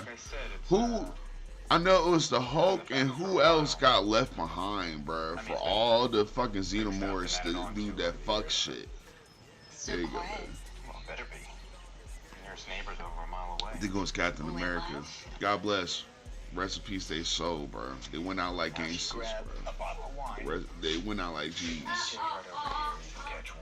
Have you seen, yeah, I think it was Cap. Yep. I'm sorry. Because Cat was like, nah, bro. I think, wasn't it like he's like, yeah, man, I can't leave Dog there, like Dolo solo. Even though we know Hulk is a different being, but he was getting pieced up by them niggas stuff, bro. That was a good series right there. Have you read Batman versus Predator? It's an old one. I got it, but I just don't want you to overdo it. But I need us to get back to home.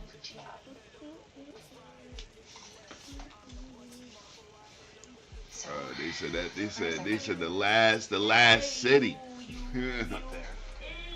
No, I never read that, man. Listen. Go watch that somewhere, because I'm pretty sure you won't be able to find it. Because it's like shit. I think, I was asking my pops, I think this was all when I was like 4 years old and shit like that. So this was like in 95 or some shit like that. So, yeah, these are old comics though. But that whole shit was ill. I love the crossover events that they had. They did a lot of these back in the day anyways. Inside, go inside. You had the Aliens, Dark Side, Superman event. That was pretty cool. Go to the bathroom. That, man, they had they reprinted that like I think 2 years ago. The old one, and then they revamped it.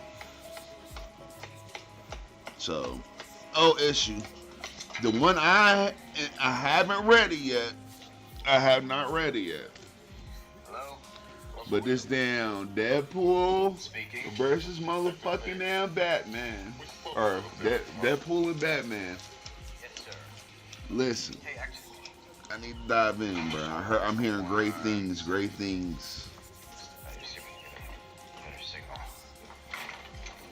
That's what I need to. That's what I need to read. I have a lot on deck.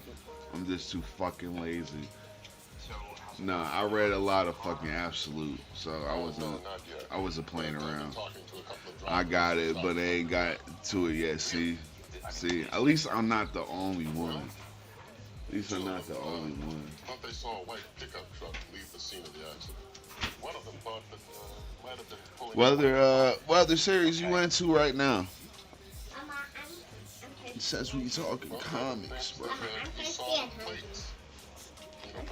You thirsty? Would you want some water? Yeah, get some water. Come down to the station tomorrow. Hydration. Maybe she remembers something. Hold the cup. Drink it. It's good. I mean, we literally just got home. The last thing I want to do is feel alone. Mr. Williams, we promise to take it easy. I think our lighter just went out. How's 11, son? Damn. Okay, be careful. He was careful. Okay. See you then. Super nasty. It is not super nasty. Did you go pee? No, you didn't. Go Is inside. that the Savage Wolverine? That's not. Ma'am. Ma'am. There you go. It's not me, it's the cord. Oh, What's tomorrow? bitch. That's what we not about to do. Oh, we. Leave it alone. Oh, we. Oh, yeah. Yeah, because I got a handful of shit right here, man. Need a. I told him we just.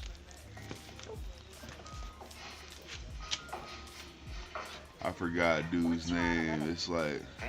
Shout him in. I hear him writing in. Oh, yeah.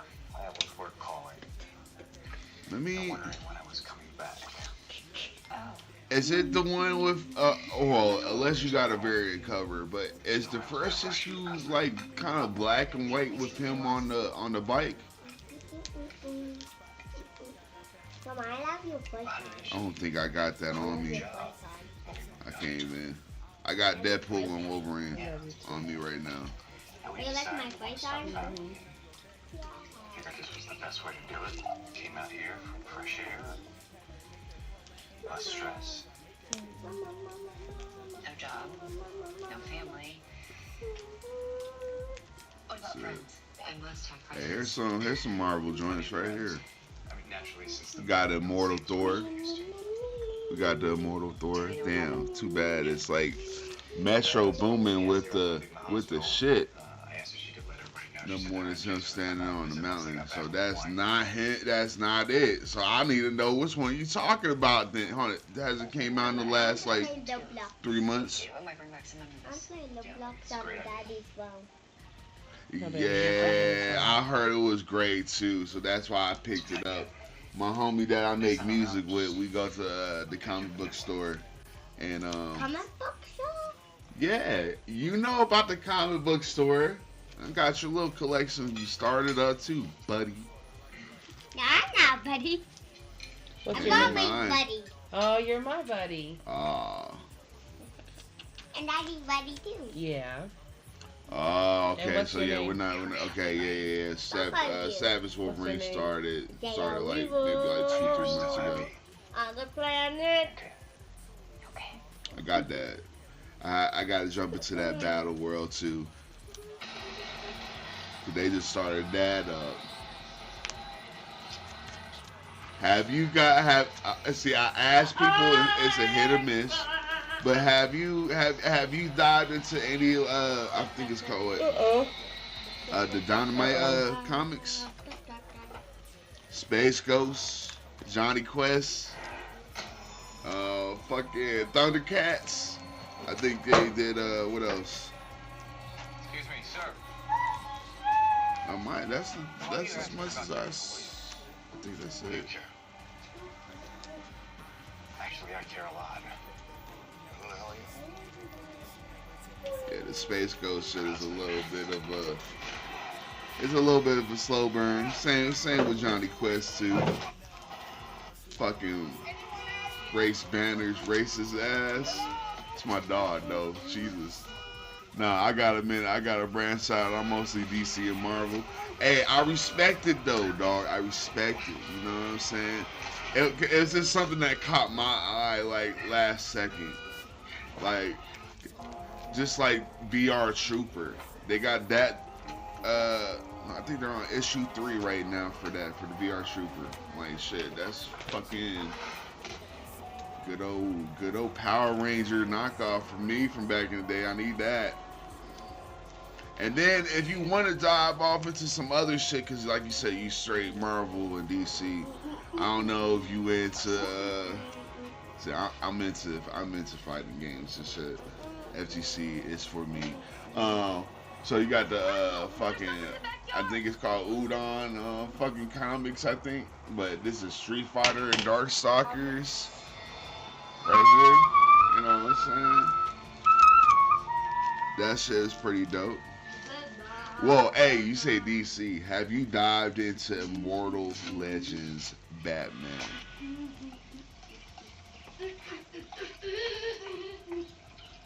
Immortal Legends Batman. You're out late. That shit's crazy. Yeah, I couldn't sleep. How about you? Oh, we just going through. Yeah? And then we got the Phantom. Only old heads know about this right here. You know what I'm saying? Not a lot of people can speak about the Phantom. Man. I'm gonna grab you that phone. The Phantom wasn't for everybody. You're sure? Yeah, I've been seeing a lot of that shit too. I feel like I just need to take a look around. Who knows? Maybe something will trigger my memory. Don't overdo it. I know. Orange juice? I think I only brought so much with me this time. Squeeze? Superman Unlimited is pretty fire right now too. There it is. See? Told you it all come I'm back. really enjoying that shit. Cause Super Unlimited gives me the feel of like old school Superman comics. Like, and don't get it twisted, like certain like detective comics were like that, and like, you know, so on and so forth. But like, I miss that. Pick up a comic and it's just an adventure for that one issue. That one issue is just, that's it. And having a soft reference to something to extend it, but it's not like, oh yeah, there's a part 1, part 2, part 3, like, you know. Absolutely, they setting it up right now. I'm gonna just keep on going back to that shit. Fuck the niggas. Too much heart wrenching shit. And had to give damn Darkseid all this bullshit.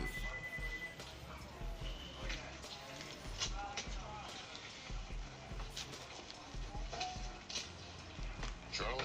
I am the voice is the mask. Do me a favor. The past. Run a trace on this number. I am. Going out.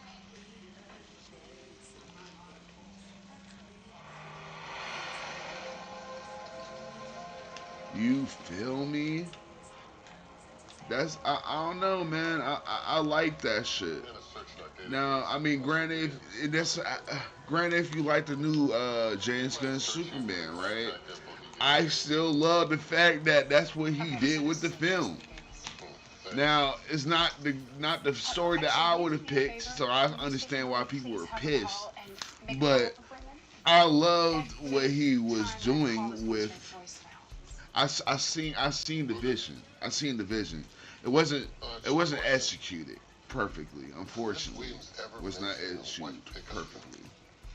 Oh yeah, that new Batman reset, bro. That new Batman reset, dog. Issue 2. But I enjoyed that shit. Now, and granted, I'm a Zack Snyder fan. Like, if you ask me, Henry Cavill is my Superman. You feel me? But Cornswit was not. That nigga wasn't bad. If anything, the writing didn't support everything that was going on.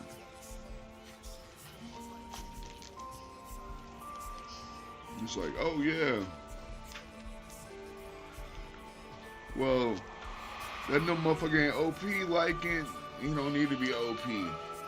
This Cavill had a perfect Superman look. Oh man, you feel me? I feel like they might be making a. See, I was just talking to the homie, and this was what's told to me. He said, "Watch the money, watch the money, watch the money." He told me, and it makes perfect sense. And if they do this, they cover all bases. They cover all bases. Because the look at.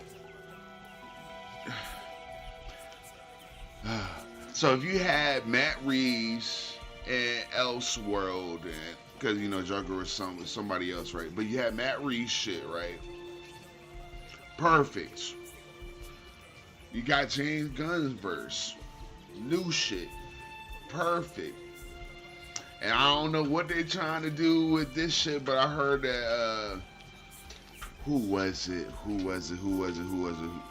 Universal might be in hands with them to help out push the Zack Snyder films out, or if anything animated wise. If you ask me, that covers all bases as far as for fan bases. I think that's perfect. What you think? You don't know? I think that the long ass Zack Snyder movie was pretty good. Oh, you talking about the long ass? Did you say the long ass Zack Snyder movie? Long as hell, it was like 4 hours. It was good though.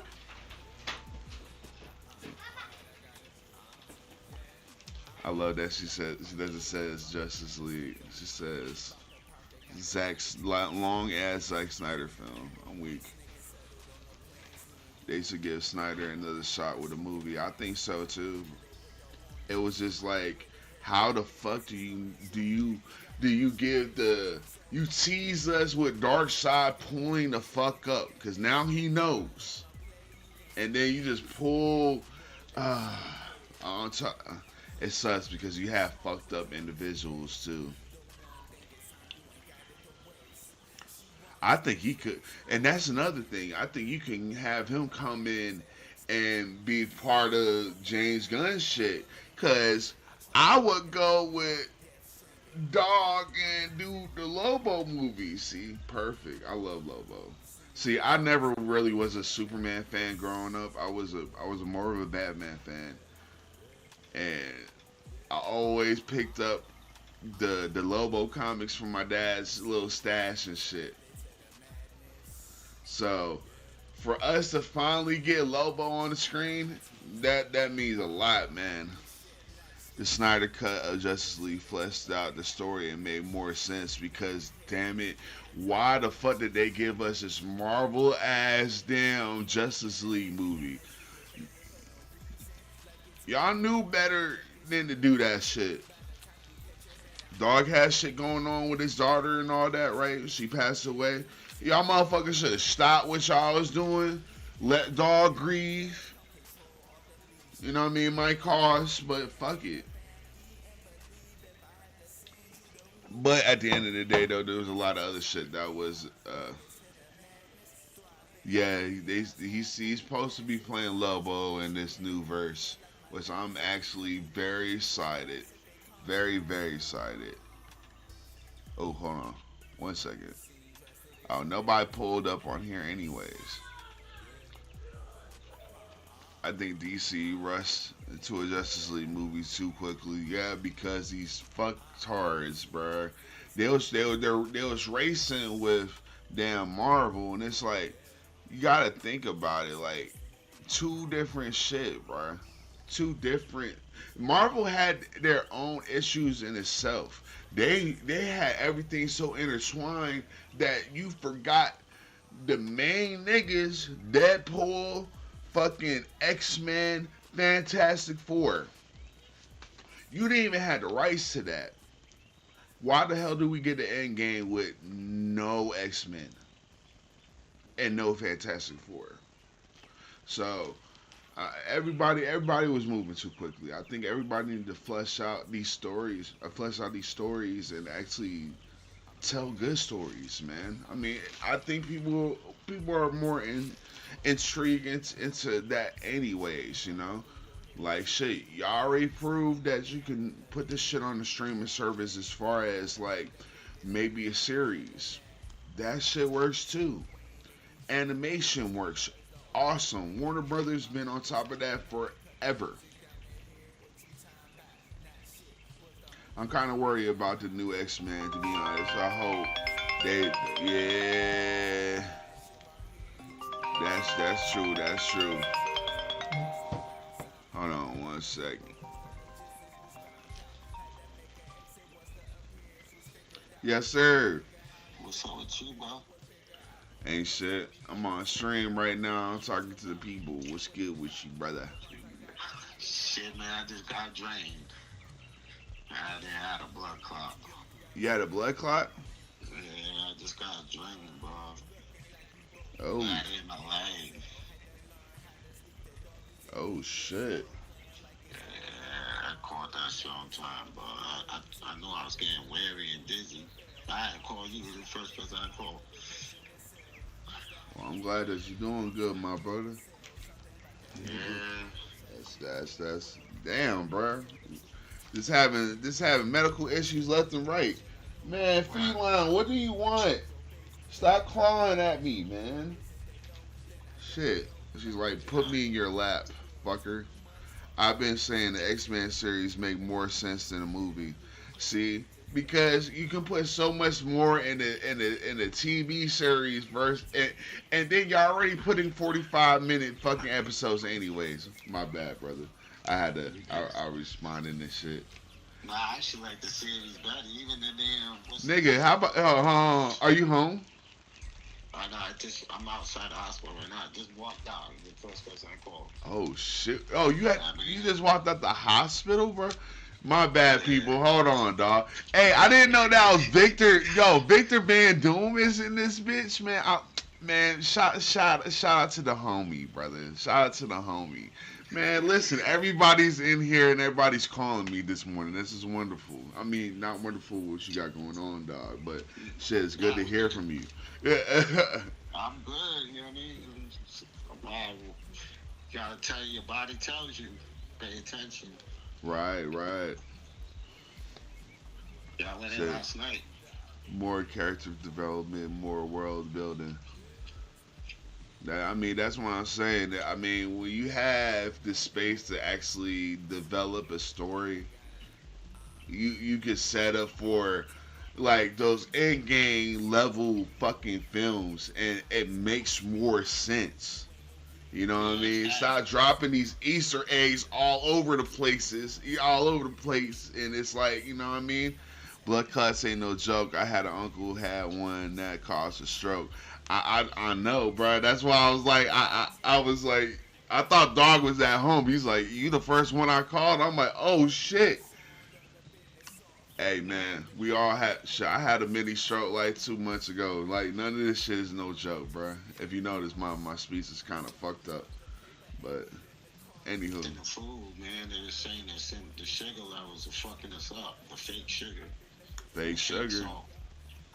Oh yeah, the fake salt. The fake salt. That's facts. That's fake facts. Sugar and fake salt is that in everything right now. That's why you get the shit with the iodine. I mean, not the iodine, but fucking. Yes, I don't even know why I said that, but anyways. I ain't trying to kill us. I know. I was like. But you know what I meant to say. Ma'am, leave my headphone cord alone. I will beat you, bitch. I will beat you. Don't. No, I mean, I won't beat you. I love you, but like, shit.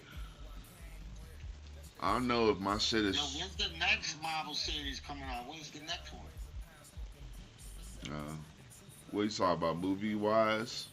Yeah, like they, you know how they do their little films. They gotta be one coming out soon, right? I don't know. All the chemicals they put in everything is crazy too. I know, bro. Trying to eat all natural, nigga. Hey, if me and the wife get a crib with a patch of land, I swear, dog. You're gonna see some crops, nigga. You know what I'm saying? You're gonna see something tall. You feel me? Plucking. Hey, babe, you wanna grab? Hey, listen, I got the rosemary right here. You know what I'm saying? Like, I see my dad do that shit, bro. Watch in the back patio and grab a handful of rosemary, dog. And I was like, that's some gangsta ass shit, bro. Like, nigga said, I ain't going to the store. I had a fucking damn watermelon and cantaloupe and all this shit. This shit was, man. My girl's about to pull up on me right now. Let me get up in the car. All right, say less. And when you get a chance, jump into the Discord. If you get a chance, that's where I'm gonna be at. We can talk in there. I should be on in give me like an hour or two. I'll be on. Okay, say less. All right. Good hearing from you, man. All right. Shit. All right, we back in there. That'd be great. Raise all your own food. I'm trying to tell you, man. They really trying to smoke us, dude. They really trying to smoke us out here, and it's not right.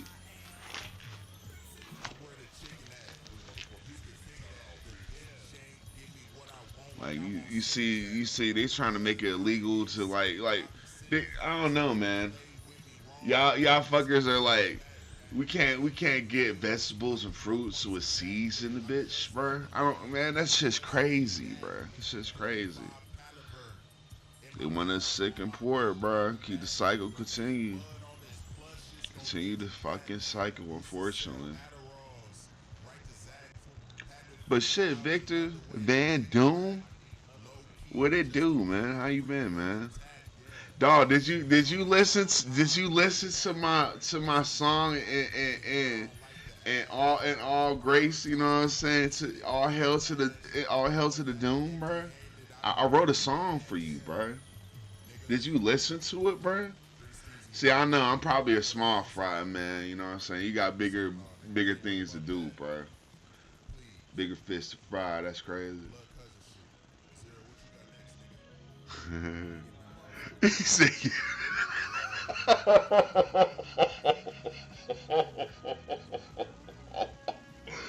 oh, that shit.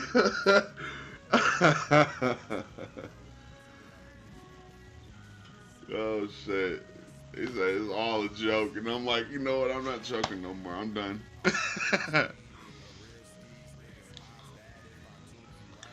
Shit. I know you be going to copying your comics and your graphic novels and shit. What have you been reading as of late, bro? Hey, we're gonna play something. We're gonna let Spotify DJ play the music. We're gonna see what's up. Your usual stuff now. Let's start with an artist who's at number 4 on your list right now. Number 4, AJ Snow. You feel me? Anyways. Done.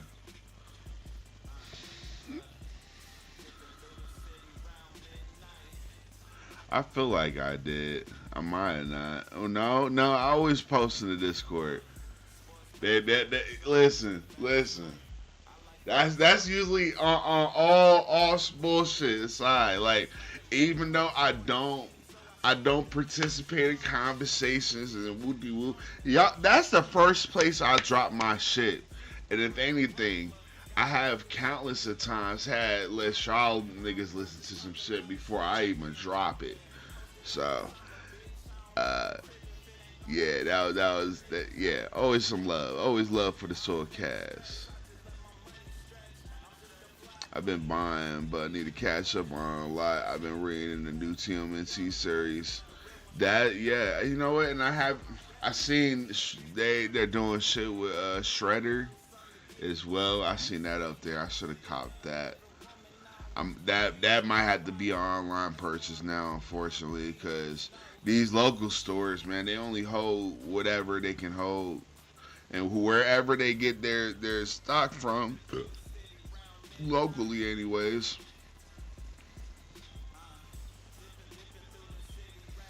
Oh, it's a podcast. It's a podcast I listen to. One of my favorite rappers in the whole wide world. Nah, man, real talk. I fuck with Nav, man. Not even trying to damn be no type of way or anything, but shit, that's the dog.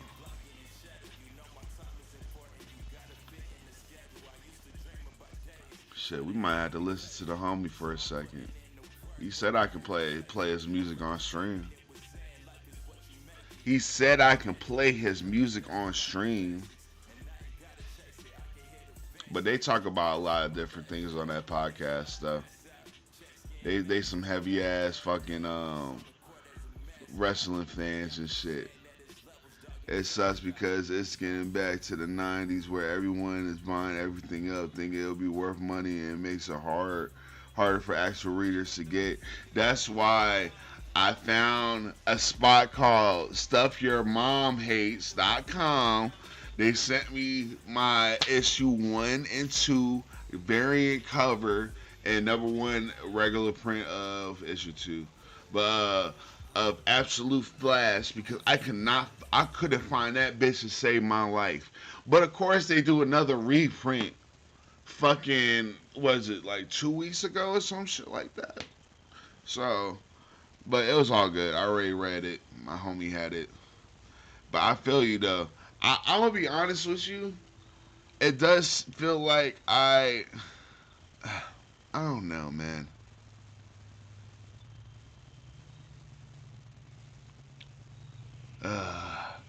I mean, there's a lot that I haven't read myself. I cop a lot of comics, you feel me? I cop a lot. Have you read Battle Beast yet? Victor, have you read Battle Beast yet, nigga? Have you read Battle Beast? Talk to me, bro. Talk to me. My Comic Shop is a good site to check out too. Are they way better with shipping? Because I went to their website, ordered, cool, which I was able to grab my shit. Now I did the standard shipping, it was like $6.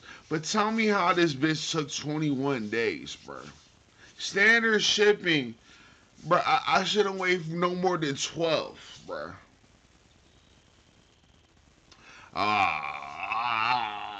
Nigga. It's all good.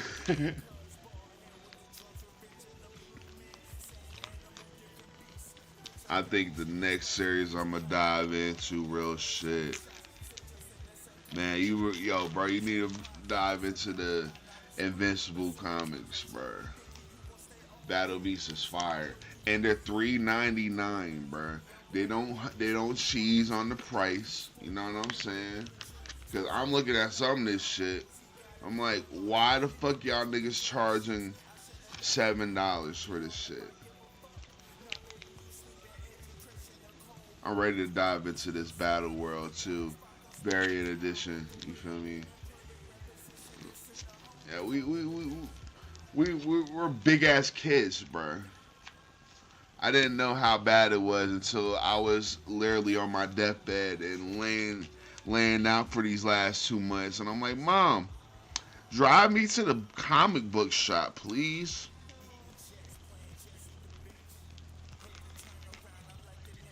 Yeah.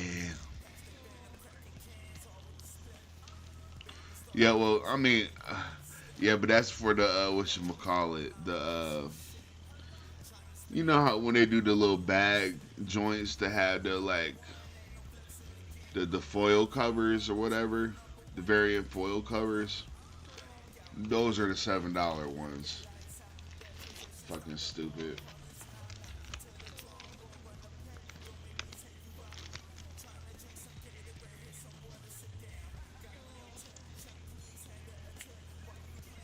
Yeah, the blind. There you go. There you go. Sorry, the blind bags. The blind bags. That's where I got. Hey, that's where I got all gold everything Trinidad James Darkside cover though, bro. Like, listen, bro, that was so cold, so cold. The blind bag sometimes be pulling up with some of the shits. And I think when they restarted the Batman series, I got the cover with all of them on the front, the whole Bat family on the front. The newest Transformer run that started a year or two ago is really good. See, I've been looking at the Transformer shit, the Void, all that. Like, I just didn't know, bro. I just didn't know, man. Like, which is stupid because I had dived into the other shit. Like, at least the other shit that the company has pushed out. Or companies that's aligned with. So Transformers is good. Transformers is good.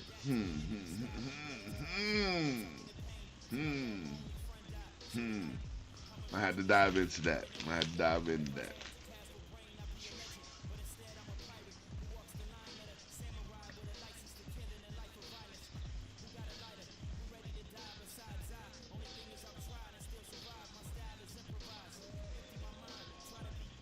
What else has Robert Kirkman wrote?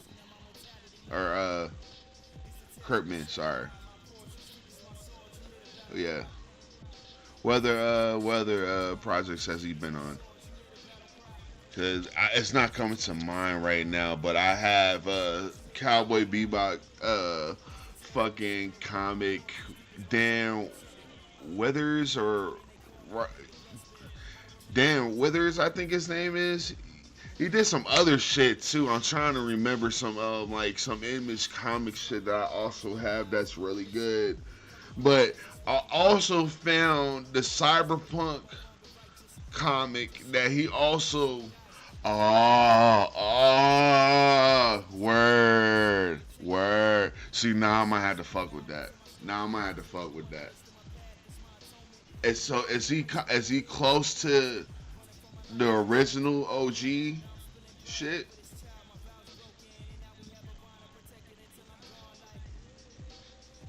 Mr. Warren shit? Mr. Johnson?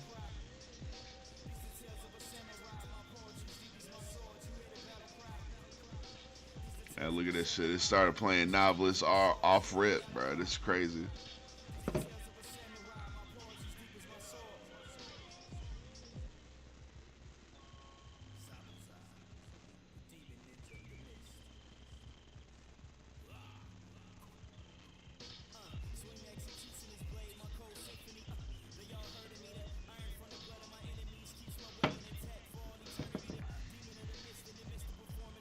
So I'm not sure. I think he started the last issue or two that I haven't read yet. Okay. I mean, that's interesting. That got me intrigued. Makes me want to at least like that. I've seen it. It's not like you can't touch the comic and just browse through it. Like I should have done that shit. I just got so much other shit on my hands right now. I'm just like, should I add another fucking series to my shit? Like, dog, I'm over here buying, like, I'm setting up my son's shit with Godzilla, with, Marvel's Godzilla, destroy the Marvel Universe. Yeah. Y'all checking the new X-Men Asia Revelation joints yet? No, I seen the shits up there. That's my issue. Too many old and new series to read. You feel me? It's just trying to it's too much. It's too much, bro. And then every time I go to the comic book store, I'm dropping like almost $40 fucking because I'm just like, oh, this dropped today? This dropped today. Oh, yeah. This dropped today too. Got the other fucking Superman Unlimited bullshit. Like, which is a great read, by the way. We was just talking about that earlier. Damn, I wish I was at my crib so I can go and show y'all my whole little stash, man. I'm up there now. I think I'm working on my 150 mark right now as far as comics.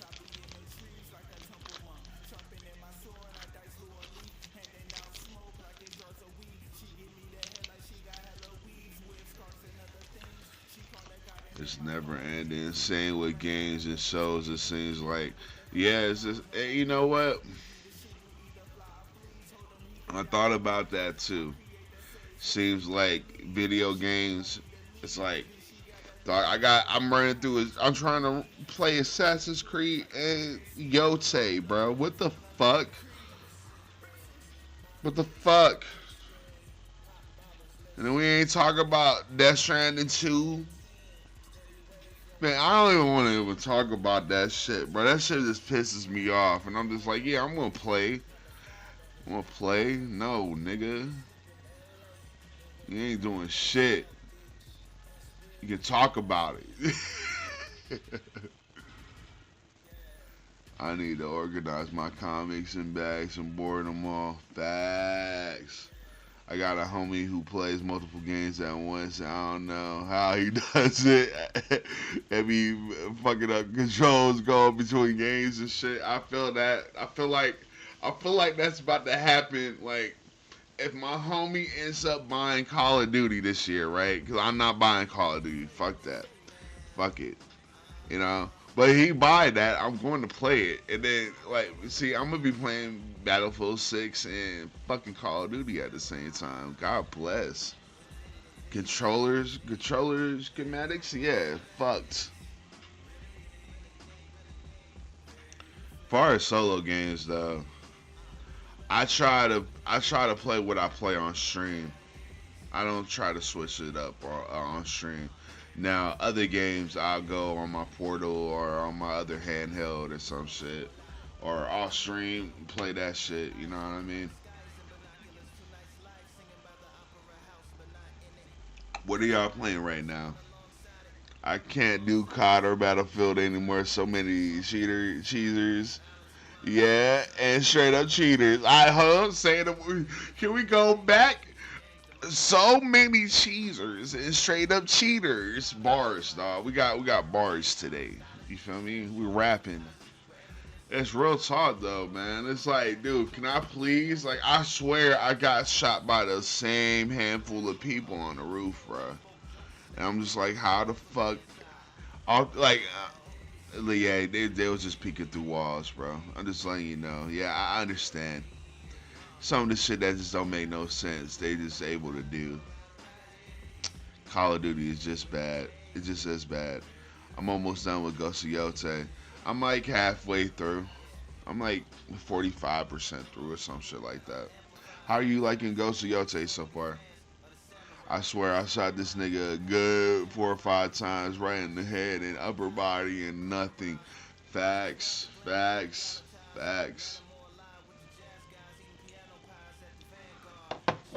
And that's the type of shit that makes a nigga want to go and just play solo games. Like, bruh, I was streaming Tekken, bruh, before I had my mini stroke or whatever the fuck it was. Anyway, before I had my medical shit go off, I've been cut off Tekken. These fuckers were having, auto ducking and shit, nigga. Like, oh my gosh, bruh. Like, my soul, bruh. And I remember watching Ernesto's channel, Button Check. Shout out to Button Check.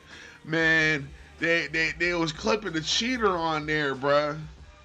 Like this nigga was going viral, bruh. Viral to the point that, like, Bandai fucking banned his IP, whatever.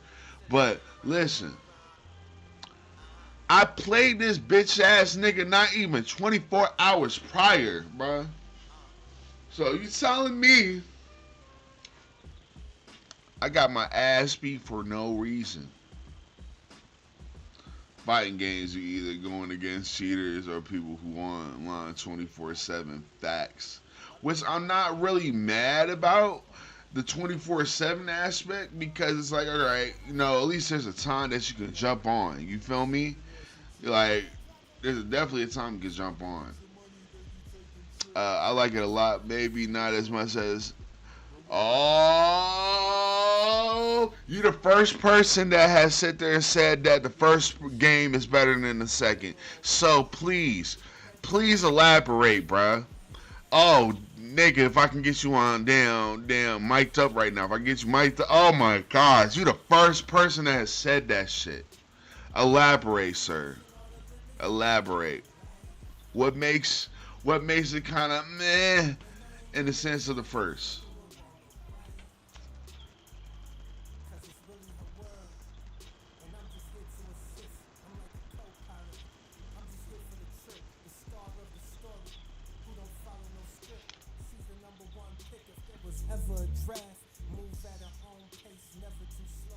Gameplay is better, but I think I like the story for it.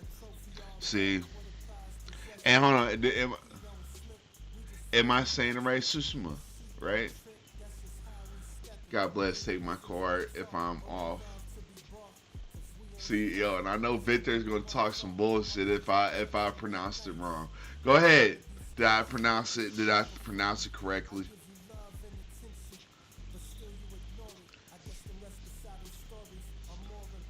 I do like the fact of the randomness of Yotei. I like how.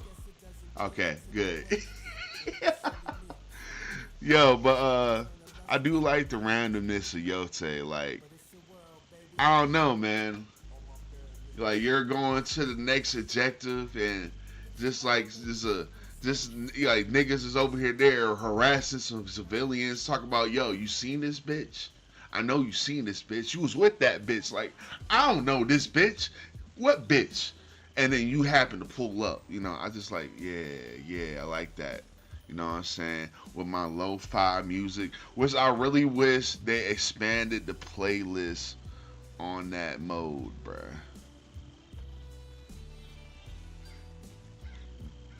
I really love the lo-fi music. And like, to me, that's just like, they're gonna do a third game. See, he's close to the end, but with that being said, the second game has no correlation to the first. Like, they have some references to the first game, but it's its own separate story from what I'm gathering so far, right, Victor? It's its own separate story. So, I mean, they technically could do a third game, right? I just don't know what they'll do it about. Now you're stepping into like the Assassin's Creed storyline. You know what I mean? Like, what? Now, you know what? I'm gonna leave it there. I don't know. What was your thoughts? Doom is actually almost done.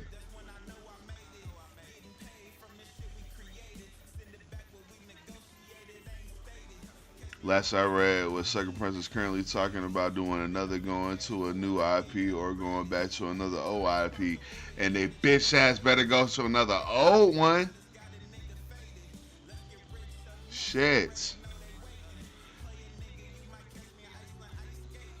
I feel like the new IP will be for the PX6, and it's another game will be for the PS6. Old IP will be, yes, nigga. Not no bullshit ass fucking port. I don't want no port. I want a remake.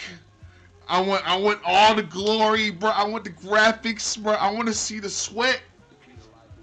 You feel me? Infamous, actually, I really want Infamous, though. Personally. I think they were actually hinting towards Infamous, though. Recently, what I seen on IG. It was just a photo, but I mean,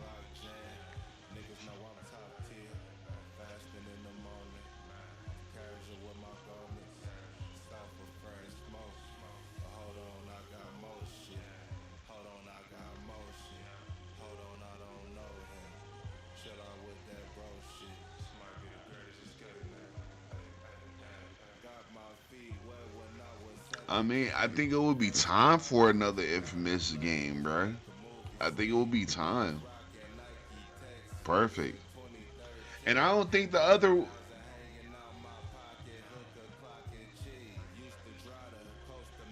There was 2 other ones prior, right? So the first one is on PS3, and they had that shit locked away, just like they got MGS4 locked away. Yeah. Okay. I need a remaster for the first one. Damn, 4. Yo, yeah, there was like some DLC spinoff. Like it was pretty much a full-on game. They sold it as such too. Oh yeah. Well, shit. I'm gonna tell you a game that I really, really want. I need Naughty Dog to fucking drop another fucking Jack and Daxter game, bro. I'm done with this shit. I need another Jack and Daxter game, bro. Or I need that bitch remade. Infamous 1, Infamous 2, Second Son, and then the DLC with the girl. So yeah. No, so hold on. Infamous 1 and 2 was on the PS3, right? Second Son was on the PS4 with the DLC. Yeah. So yeah, that shit is stuck in the PS3 loop. Yeah, I'll be down for a new Jack and Daxter game, bro. To me, like I feel like that was the closest you were gonna get to Grand Theft Auto without having all that bullshit that your parents didn't want you playing. You feel me? Yeah, PS3 for 1 and 2, then the other PS4, I think. Yep. And it sucks because these are the games that you knew we wanted remasters for. You know what I mean? Like, y'all fuckers could have ported this shit. Like, the fuck am I buying the PS3 just to get MGS4 right now? You feel me?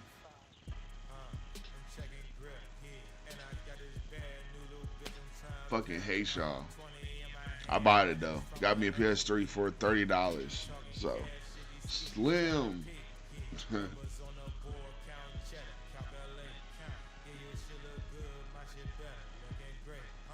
Alright, Brody. Appreciate you coming by, man. You be easy.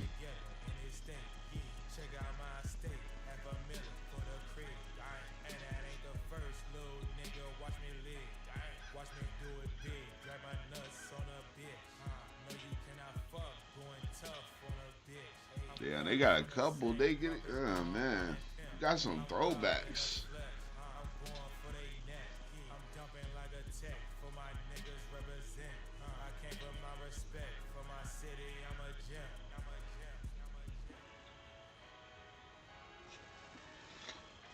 I think Naughty Dog's working on something new. Yeah, it's that what the fuck was that shit called? It's that Asian chick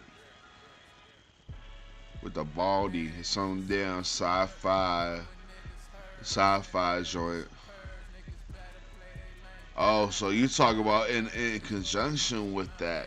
With the oh shit. Oh. So new IP. What would be a new IP for them though?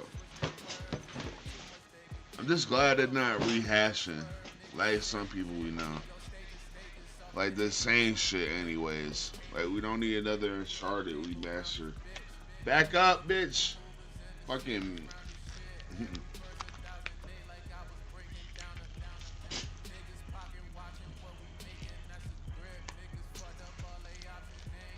the Space Joint is something else. Shit. They're probably gonna damn push back just a little bit though. Sony definitely talking about this PS6 in 2027. Which I mean, I guess. I don't know, man. I don't know. We need another fucking game system just yet. We don't need no more iterations. What you think? Facts stop with the remaster and remake.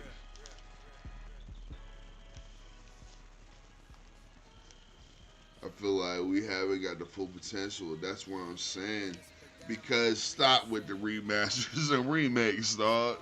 I ain't gonna lie though. The only remake that I wanted, I ain't gonna lie. The only remake I wanted was Delta. I hate to say it. And as much bullshit I have been talking about as far as Konami, because I don't like them niggas. But fuck it. I wanted it. I needed it. I played it, and I loved it. But yeah, we haven't got like this was another fucking console full of remasters, bro. Just like pretty much. Well, no, the PS4 had its own shit. No, the PS4 had its own shit. I take that back. They had a little bit.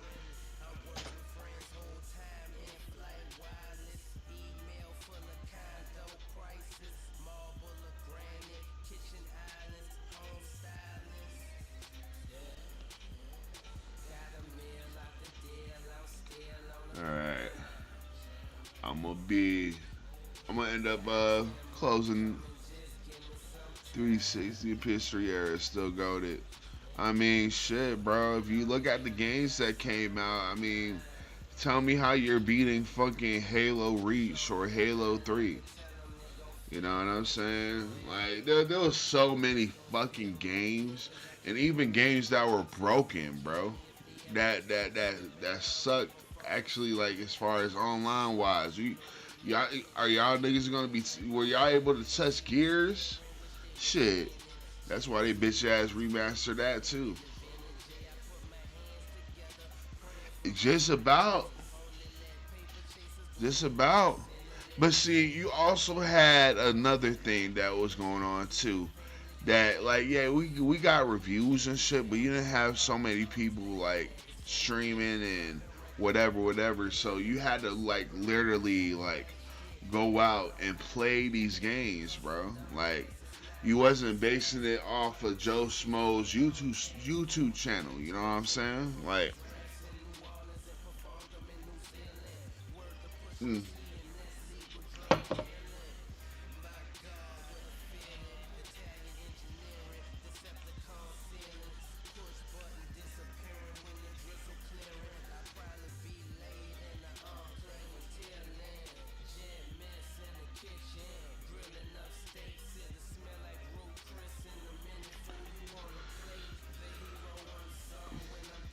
are they kind of scared for backlash toward making the new stuff? I think so.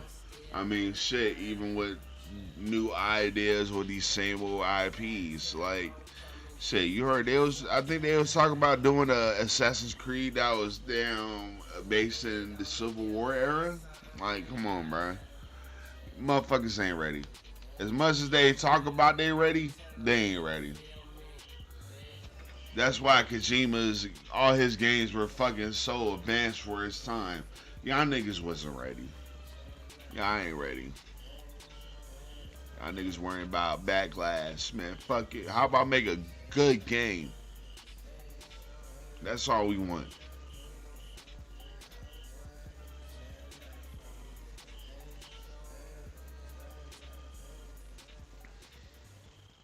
I saw that they're scared because of the political climate. Yeah, bro, listen. I mean, like, shit, it would have been bad either way, bro. I don't understand that shit. It would have been bad either way, bro.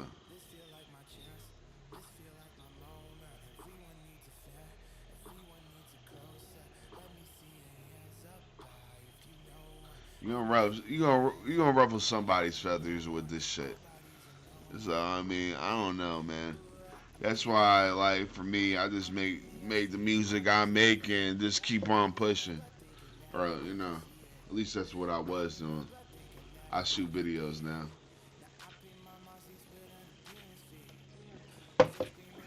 They must be hearing things.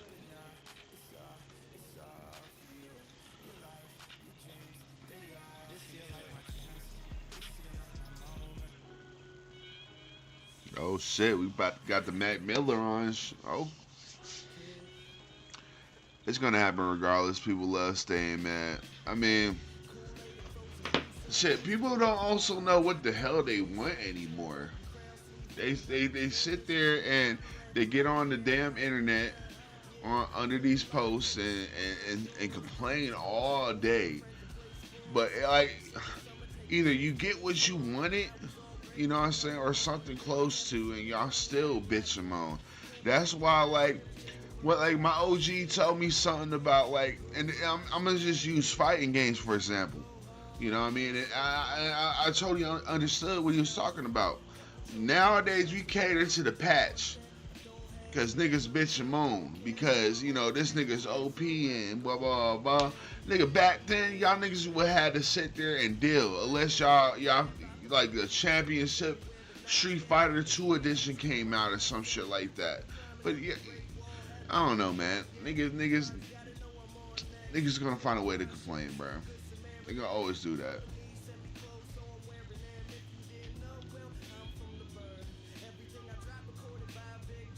And I smoke, and I make music.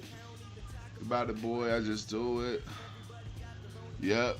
They say they want a new game. They make a new game. They complain it's not like the old game. That's what I'm fucking saying, bro. I swear to God. Oh, excuse me, Lord. Oh, yeah, man. I'm trying to tell you, bro. They make another like the old game. They complain there ain't nothing new. That's what I'm saying, bro. That's what I'm saying, bro. Like, find a fucking hill to die on at this point. That's where I'm at. That's where I'm at. At this point, I want Dez to create IPs that I want people to give a fuck about. Little kids to get older and to be like, yo, you know, South of Midnight. You know what I mean? Like, my girl don't even play video games like that, bro. My wife doesn't even fuck with video games like that. But she did play that. You know what I'm saying? She did play that. Like, games that sticks with the soul, bro. I want us to get back to that shit, cause like even games that I forgot, like I don't know, man. Like I can go through a list right now, bro. Like the Soul Reavers, Legacy of Kain, like that. Oh my gosh, bro. That shit went on sale on PlayStation, bro. I instantly copped it. You know what I mean? Think of it too. What games do kids got today? That's gonna be like the classes we looked up, bro. That's what I'm trying to tell you, bro. That's what I try to say. It's like, what, like, at some point, the old heads looked at us too and say, y'all niggas ain't gonna have it as good as us in this aspect. This is one of them moments, bro. It's one of those moments, bro. I'm just sitting here like, damn, bro. Like, nigga, y'all got a fucking Zelda to play, bro? You know what I'm saying? Like an actual Zelda, bro? Like, fuck. Man, I don't know, man. Yeah, there's a slew of games, bro. Slew of games, bro. Shit, Kingdom Hearts when it dropped on the scene, man. Like, oh my gosh. Like, shit, I don't know, man. There's games that's out there that gives you that feel, but it's more here and there. And like I said, it's to the point that motherfuckers are like so lazy with it, they're not coming up with new ideas for these new IPs. This is why I fuck with Kojima, because regardless if the game was gonna be good or not, he went and tried something different. The nigga said, okay, I'm gonna do what the fuck the analogy said, the stick and the rope. Huh? Like, and then I obviously put some shit towards, you know, as far as like, you know, on the back end and shit like that. I ain't trying to sound like an old head, but the 90s kids had the best of my opinions. I mean, I'm just trying to tell you, dog. I'm trying to tell you, the arcade cabinet days, bro. You go to the movie theater or the bowling alley, bro. It didn't matter where you was at. There was always a good game. Fucking Godfather's Pizza or Pizza Hut, nigga. Gauntlet or NFL Blitz, nigga. See me. Or work with me. One of those two.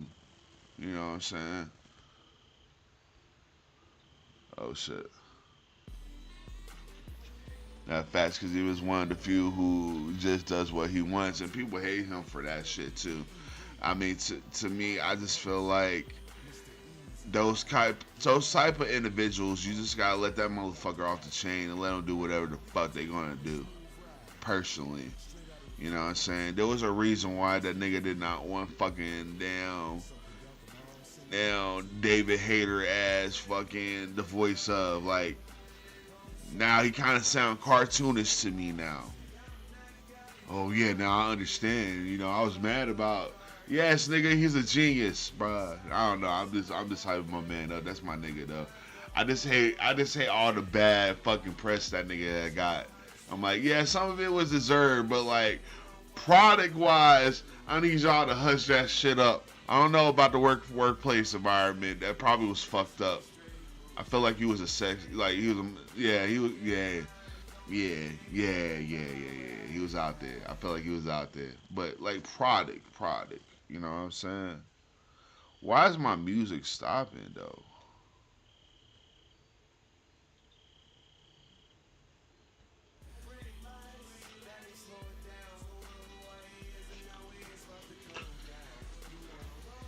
I mean, that's with anybody though. You have your group of people that really fuck with an individual that's like an artist or anything like that, and then you definitely got your pull of people that's just like, you know what I'm saying? This is how the game goes, unfortunately. Got haters. So out of what's coming up, I say in the next 2-3 months, you have anything out there that you looking forward to be playing? Yeah, facts. I wish I was on the live and shit when that shit was going down, because we was doing so many analysis and shit like that over the phone and shit. I just watched that motherfucker play out, man. But yeah, what you got what you got your eyes on right now as far as anything coming up?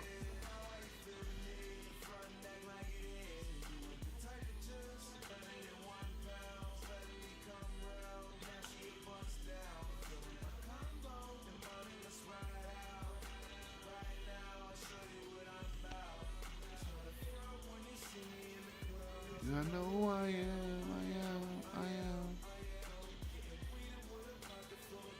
Bitch, I know who I am.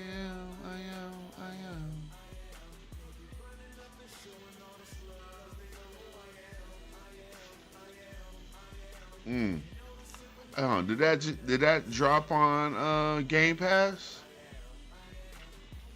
I think it did. Shit, it got to the point now, dog. You paying for Game Pass $30 a month. You might as well go and buy the fucking game now. Yeah. Yeah, I think I seen Lil Bro playing that shit. Damn, I don't even know what's coming out though. Let's do a quick Google search.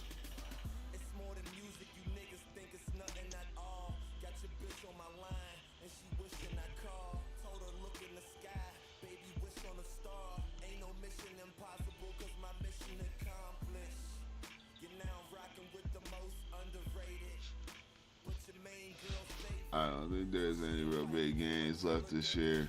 GameStop says this still selling at the same price. That's what's up. Yeah, there's nothing really out. Not to justify the price.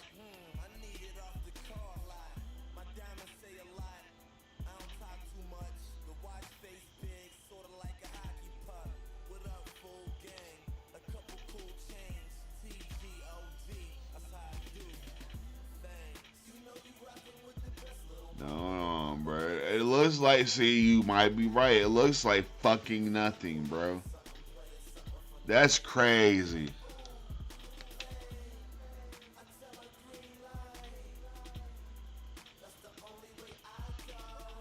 I'm about to check.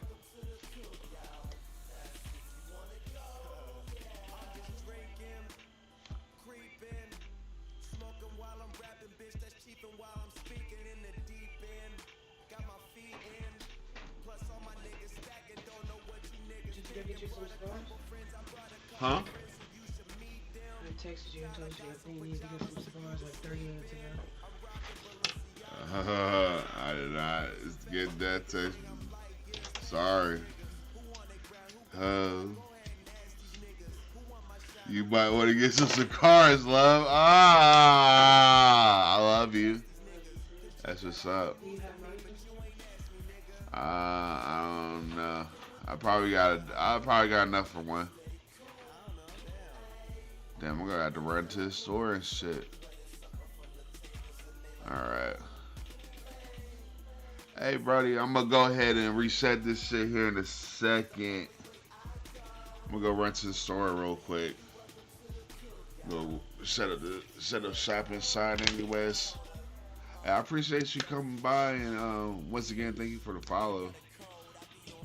We'll be right back. I said we. I'll be right back.